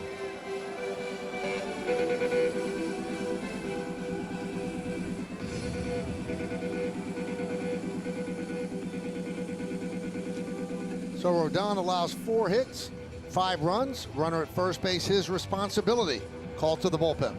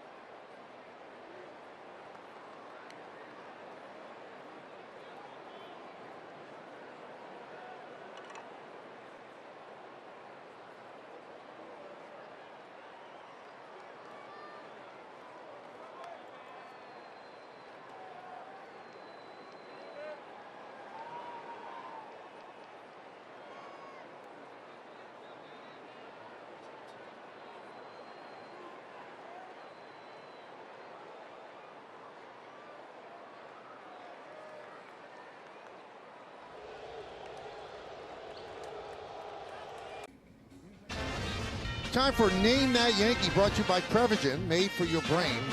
227 starts, 90 wins, an ERA of 4.38. Pitched for the Tigers in 2020. The Yankees 10 through 16. Then the Pirates and the White Sox.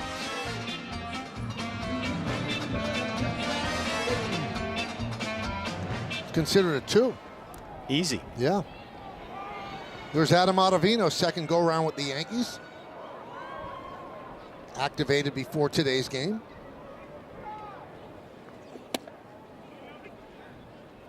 And there's a strike to Rogers. Runner at first, nobody out. Third appearance for Ottavino out of the Yankee bullpen. A good fastball slider combination, trying to be a little quicker to home plate to negate the running game.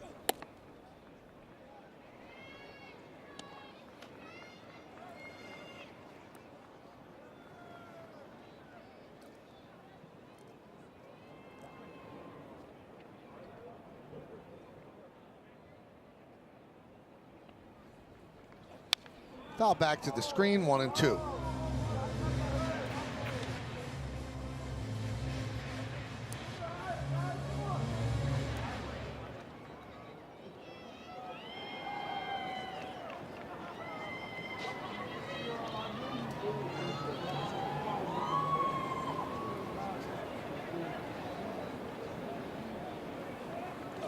Outside, 2-2.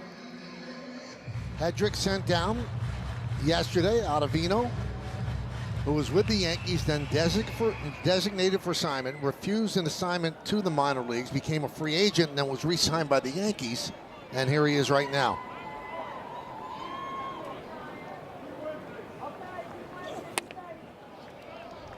Three and two on the Tigers catcher. He's walked twice, both of those against Rodon, and he scored each time.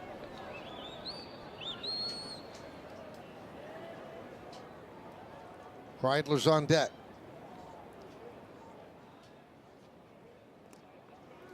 Keeping Keith close. Yeah, Keith not a burner at first base, but you wonder if A.J. Hinch will have him on the move here, 3-2. Trusting Rogers either to swing at a strike, put it in play, or take ball 4. Runner goes. Fouled away.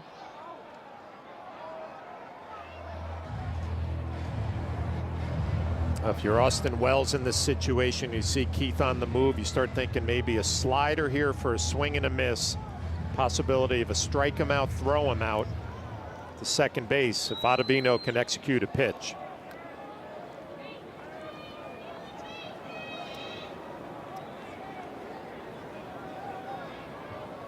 Runner goes.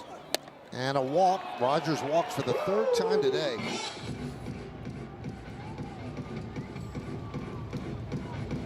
So the Tigers runners on first and second, nobody out here in the 7th. Kreidler laid down a sac bunt his last time up. Let's see if he does it again. They're up 5-1. You would expect the same situation that occurred in the 5th inning. There was an error on Keith's ground ball, then a walk to Rogers. Kreidler sacrifice bunt, set the Tigers up for a productive inning.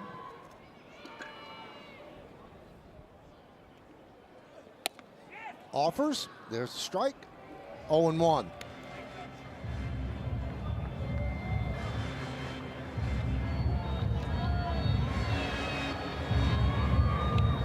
Paul Goldschmidt was crashing hard from first base, trying to be aggressive to field a bunt ground ball and deliver a good throw to third base.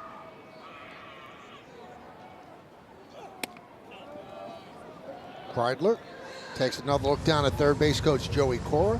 Cora looking into the dugout to get the sign. So many different things can happen now after back-to-back bunt chances and Goldschmidt crashing. A.J. Hinch could put a play on, hit and run, let Kreidler swing away. And he does. Yep. Drops a breaking ball in there for a strike.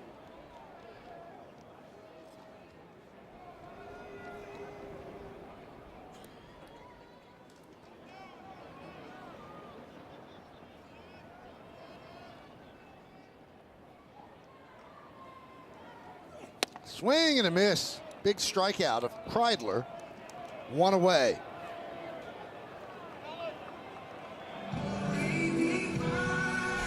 Scouting report on Ottavino is he loves his slider with 2 strikes. He comes with a 2-seam fastball and just throws it right by the number 9 hitter for the Tigers.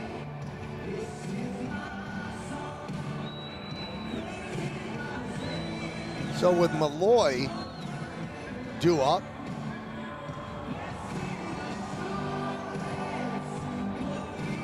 there'll be a little conference on the mound. And Aaron Boone was ready for this with the Tigers having some dangerous left-handed bats on the bench. Only a matter of time before A.J. Hinch runs across a matchup that he feels good about. He likes Carpenter against Ottavino. So Carpenter is officially introduced.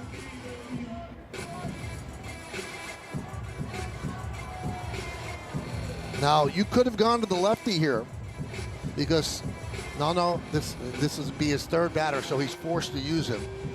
As Rodon started the inning, and then Ottavino has faced Rogers and Kreidler, so they're stuck with having Ottavino against the lefty Carpenter, and that's part of managing in this 3-batter era, to set yourself up for these situations where the other manager can't do a thing. Yeah, you hear managers and bench coaches talking all the time about matchups that they want to get to from a bullpen situation. This is one of those matchups that A.J. Hinch was looking at, and he got it here in the 7th.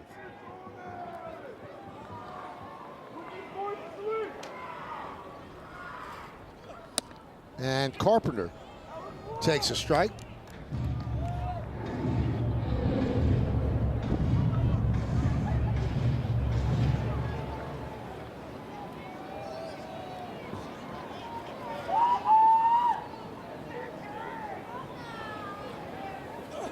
Pitch outside, 1-1.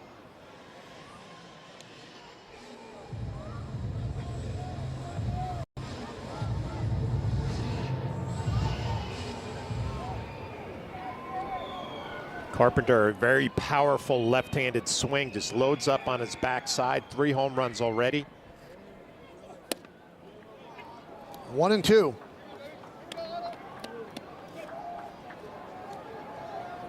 Since last season, Judge leads in slugging in the American League. Carpenter is 4th behind Tucker and Witt.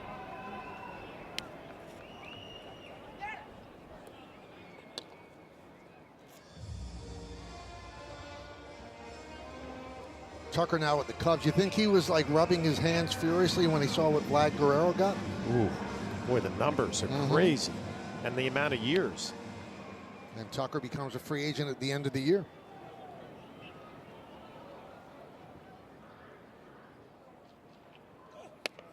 Two and two.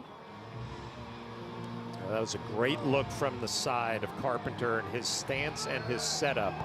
As Ibanez waiting on deck. Just gets his weight on his back leg. You look at his back leg and his hands, all the weight on the backside, and it's so simple. Just get a pitch to hit, let it fly. Checks his swing, so the count 3-2.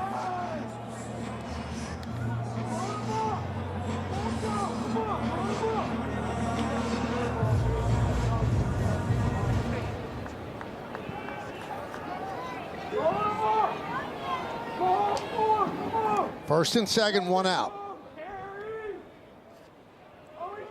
The old inside move to keep Keith close at second.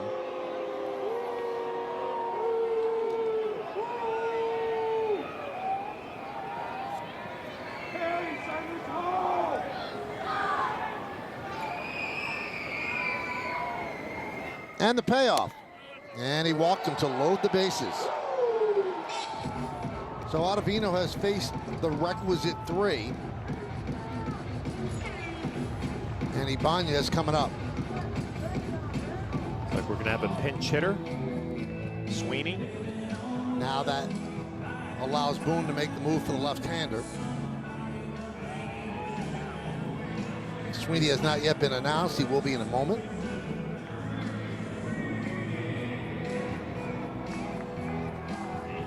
So the signal is made from the home plate umpire to the press box. So it's official. Trey Sweeney pinch hitting for Ibanez. And the Yankees will go to the pen. So Ottavino walks 2 and strikes out 1, facing 3.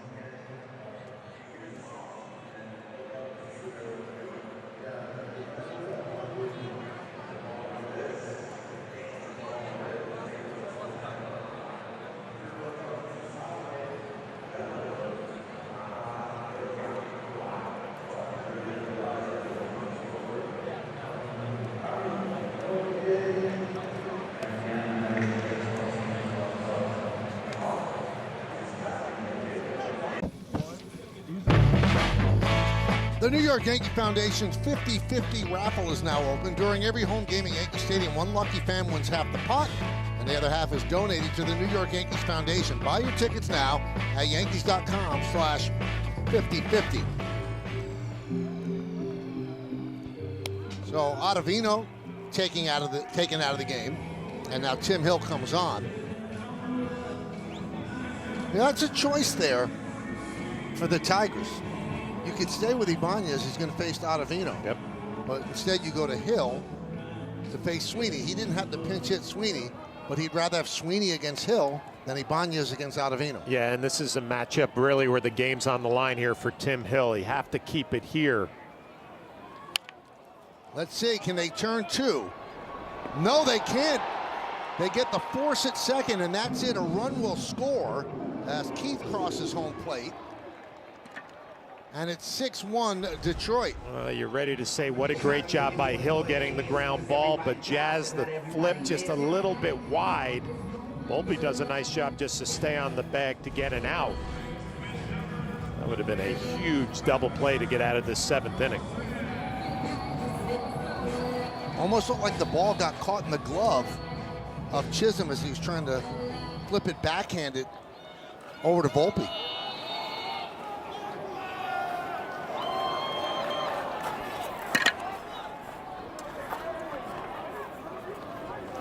So Rogers moves to third.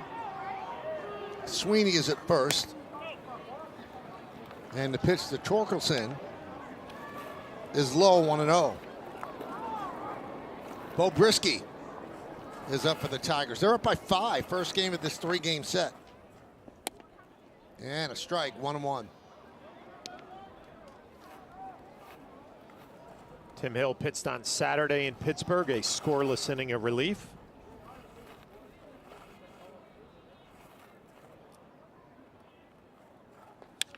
Right back to Hill, does a really good job, retires Torkelson, and that'll do it. But the Tigers get a run on 1 hit, 2 men left. We'll go to the 8th inning.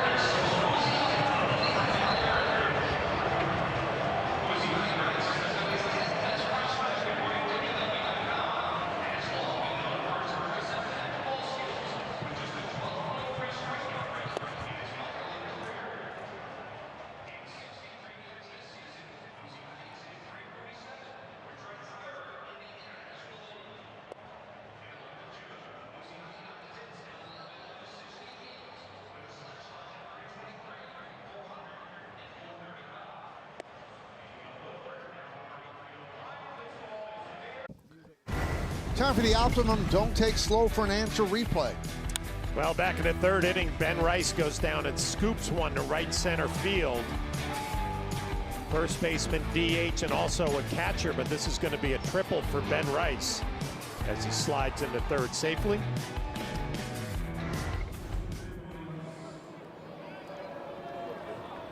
So Baez moves to third. Sweeney takes over at short. And Bo Brisky is the new pitcher. And he deals to Rice low. 5th game for Brisky.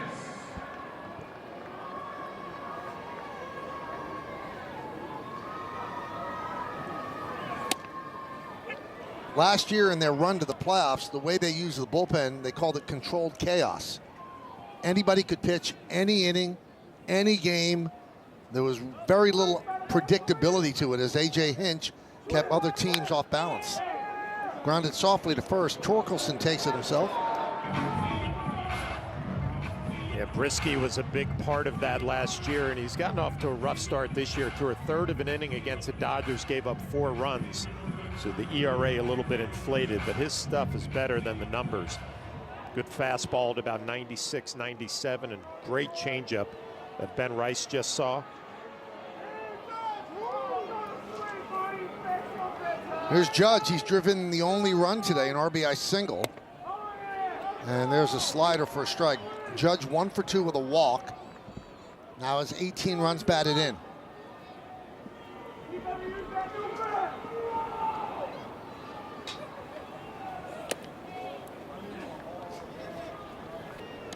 One and one.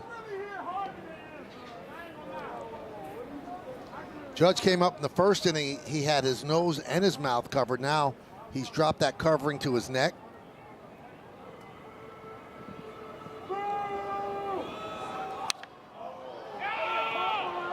Hopped up on the right side. And the catch is made by Keith. Round number 2. Well, fans, don't miss the premiere of a new Yes docuseries, The Stadium, and go behind the scenes to see the inner workings of one of the most iconic sports venues in the world. Watch the premiere episode Monday, April 14th, immediately following Yankees coverage on Yes and the Gotham Sports app.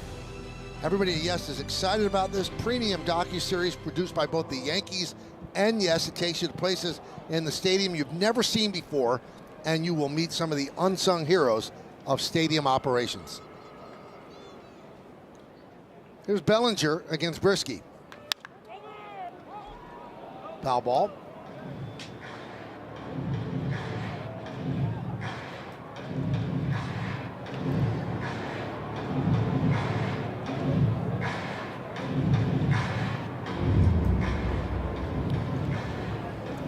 Brisky wears number 4, which is unusual for a pitcher.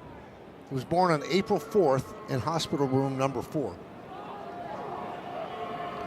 You remember what hospital room you were born in? No, I don't. I don't either. No. I see number 4 for the Tigers. I think of Bobby Higginson, a great right fielder they had for years, wore number 4.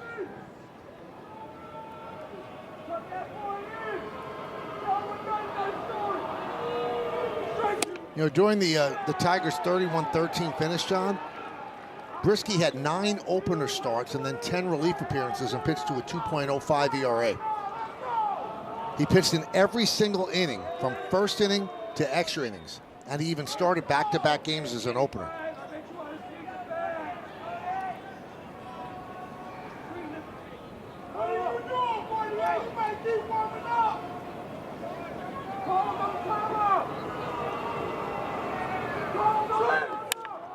Grounded and grabbed there by Sweeney. But Bellinger beats it out, hustling down the line in a slow developing play.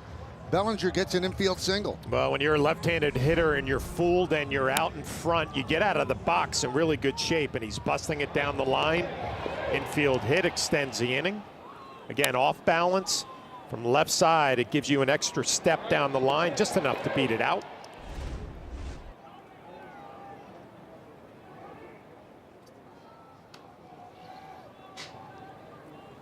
Goldschmidt fouls it back. We're in the 8th inning, and it's 6-1 to Detroit. First game of this 3-game set. This game was moved to a 3 o'clock start. Tomorrow and Wednesday, 1 o'clock starts. All 3 were originally scheduled for evening starts, but because of really bad weather that's expected and very cold temperatures, the games were moved proactively. And a respectable crowd, right, with the time change and the weather. 14,132 here at Comerica.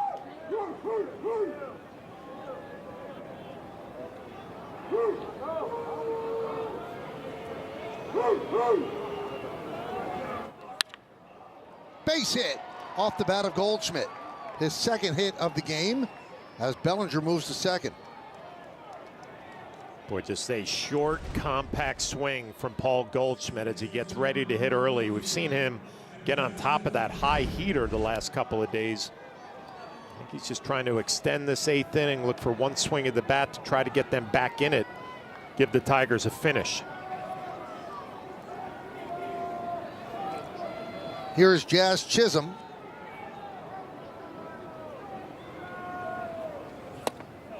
One and 0. Chisholm's 0 for 3 with 2 strikeouts.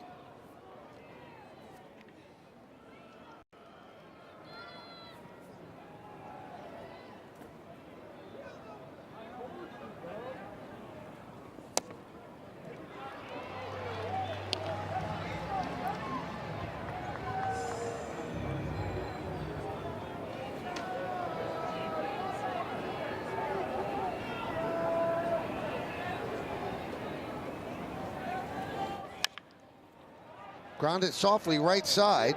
Keith throws it away. Here comes Bellinger. He will score. Moving to third is Goldschmidt. And Chisholm reaches on the error, and the Yankees score a run at 6-2.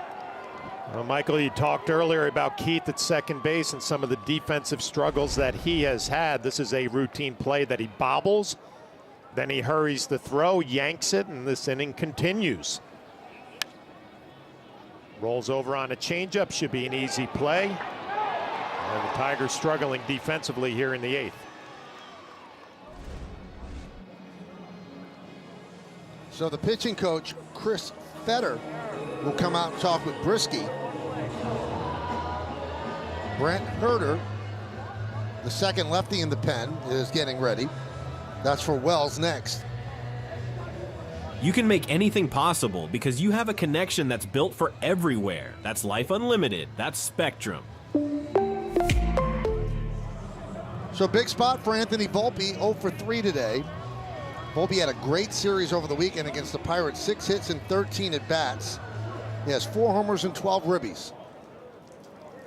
So Goldschmidt's at third, Chisholm is at first. Does not get an RBI, obviously, on that E4.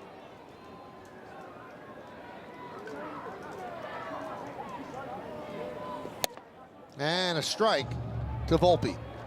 So Volpe 0 for 3 already today, but his first at bat, he had a ball on the line to center field. Had nothing to show for it, so still swinging the bat well after that series in Pittsburgh.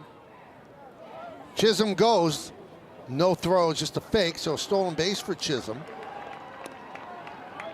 And if you're keeping score at home, they've given Keith 2 errors. 1 on the bobble and 1 on the throw, so 2 errors on the play and a stolen base for Chisholm. Yeah, 4th stolen base of the year. Rogers does not have a play behind the plate. Base hit could score 2. High fly ball right field. McKinstry is there and puts it away, and that'll do it. Yankees get a run on 2 hits, 1 error, and 2 men left.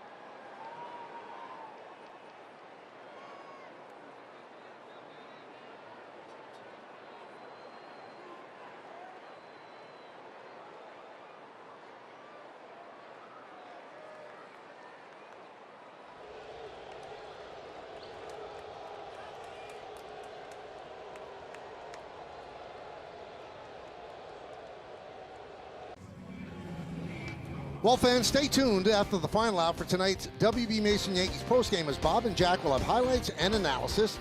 Meredith gets player interviews in the clubhouse, and we'll hear from Aaron Boone on the manager's report. All coming up next on Yes and the Gotham Sports app. Hyundai scoreboard 6-2, Tigers over the Yankees. Tim Hill still in. Face Riley Green.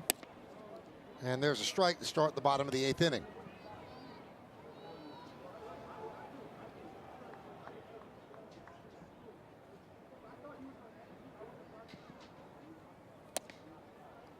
One and one.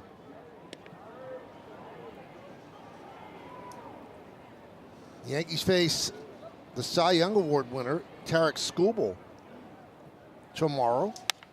That game's at 1 o'clock. Right here on Yes. And Carlos Carrasco will get the start for the Yanks.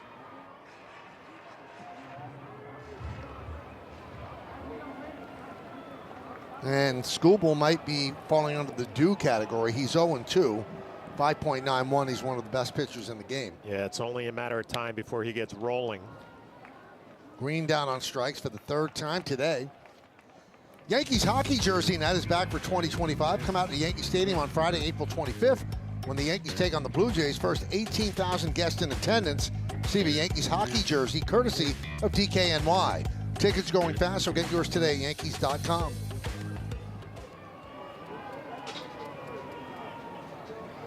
Here's McKinstry, and he takes a strike.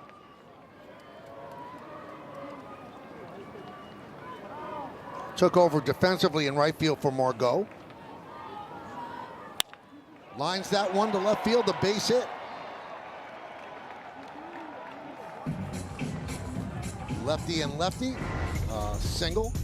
So Carrasco comes in with a 7.36 ERA.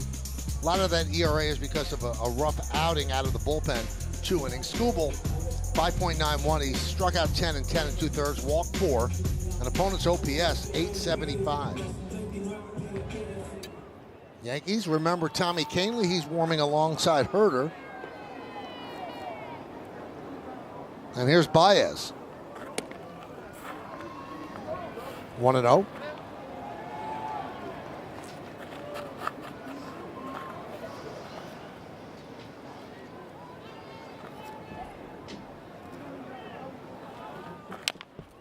Chopped slowly off the mound is Hill. He slips and fires, and he gets Baez for out number 2. I've seen this a couple of times with left-handed pitchers coming off the mound. Rodon earlier made a nice defensive play, but slipped a little bit. Tim Hill gets there quickly, fields it cleanly, and then loses his footing, but regroups. And an accurate throw over to Goldschmidt. A little slip like this, you want to make sure he's okay. You don't roll an ankle or pull a hammy. Looks like he's going to be all right. And Wells goes over to the spot where he did slip, and almost like in a golf move, replaced the divot, made sure that it was all smooth over there. Catcher's always looking out.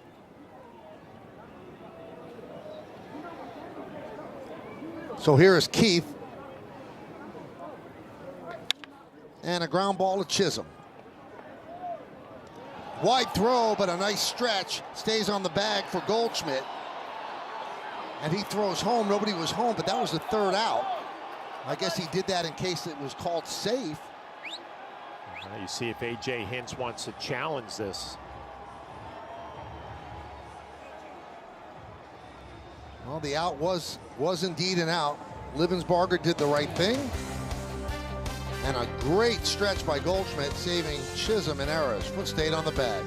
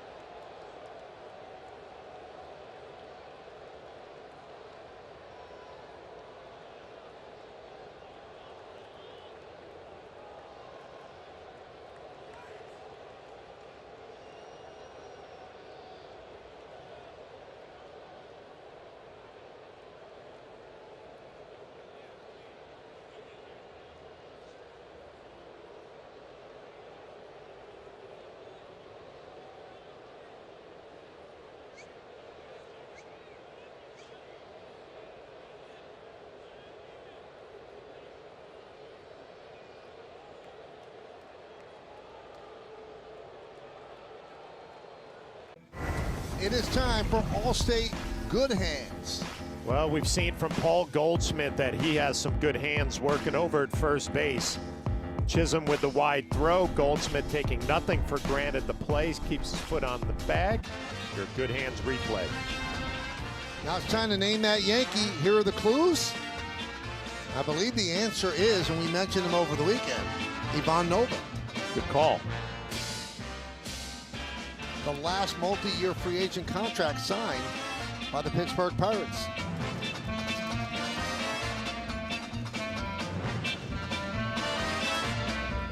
Well, now the Yankees will see their former teammate Tommy Kahnle signed as a free agent, a one-year $7.75 million deal with Detroit in January.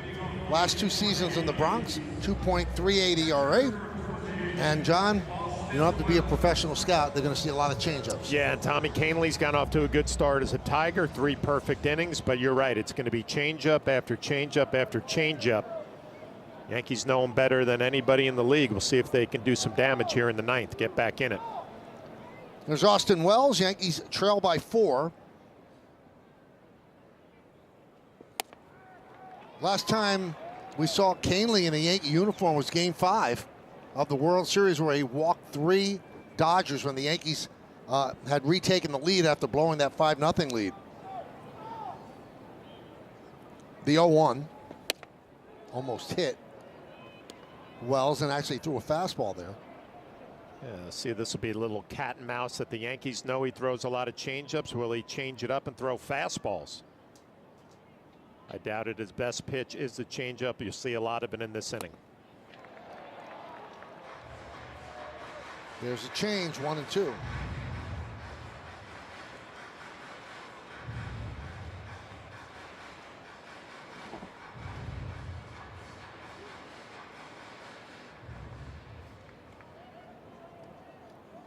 During last year's postseason run, Kahnle threw 61 consecutive changeups.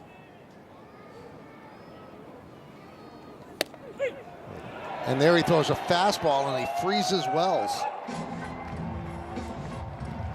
Upcoming schedule brought to you by your local Tri-State Buick dealers. Please note the times to start the game on Tuesday and Wednesday, 1:10. Tomorrow on Yes, then Wednesday on Prime. Thursday's a travel day. Then the Giants, 8-1, come to town. Weekend set at the stadium. Then the Royals and the Yankees on to Tampa to play the Rays at George M. Steinbrenner Field.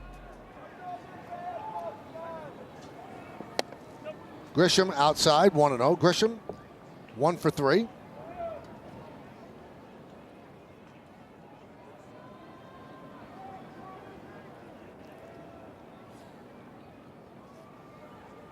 Shows you how hot you are when you could go 1 for 3 and your average drops from 455 to 440.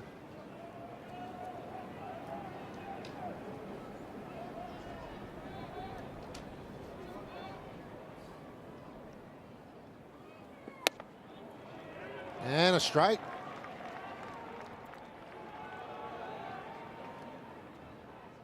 Well, the bottom of the lineup has been so good for the Yankees this year. The job now just to try to get on base. If you're Grisham, Cabrera behind him. And down goes. No, that was strike 2. I apologize. 2-2. Even when you're sitting on that changeup, looking for that changeup, it's still such a devastating pitch from Tommy Kahnle. 92% changeup usage so far this season. But Wells saw a couple of fastballs.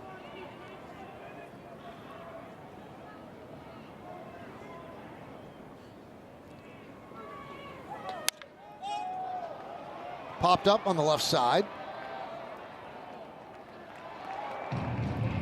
And the Yankees are down to their final out. Yankees Baseball on Yes is brought to you in part by Memorial Sloan Kettering Cancer Center and by Nissan. At Nissan, we make cars that thrill. Experience the thrill for yourself today. Shop NissanUSA.com.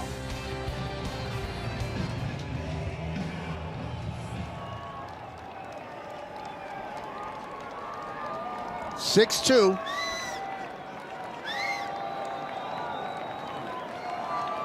Yankees are trailing. 2 men out. 1-0 count on Oswaldo Cabrera. 0 for 3 in this one. Yankees about hit the Tigers 7-5, but the Tigers lead 6-2. That clips the outside corner, 1-1.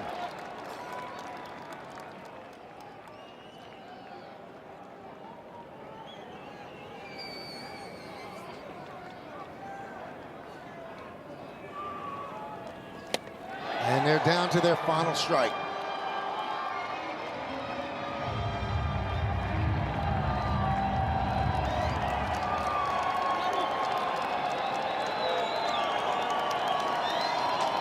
Canely deals. Fouled away.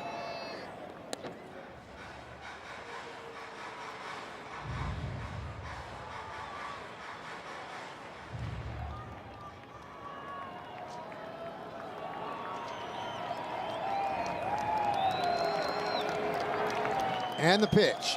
Swing and a miss, and that'll do it. Tigers won the first game of this series 6-2. That's Cabrera down on strikes. Tigers got good pitching, some timely hitting, and they win the first game of this 3-game set. After winning 3 in a row, the Yankees have now lost 2 in a row. We'll come back with awards in the postgame.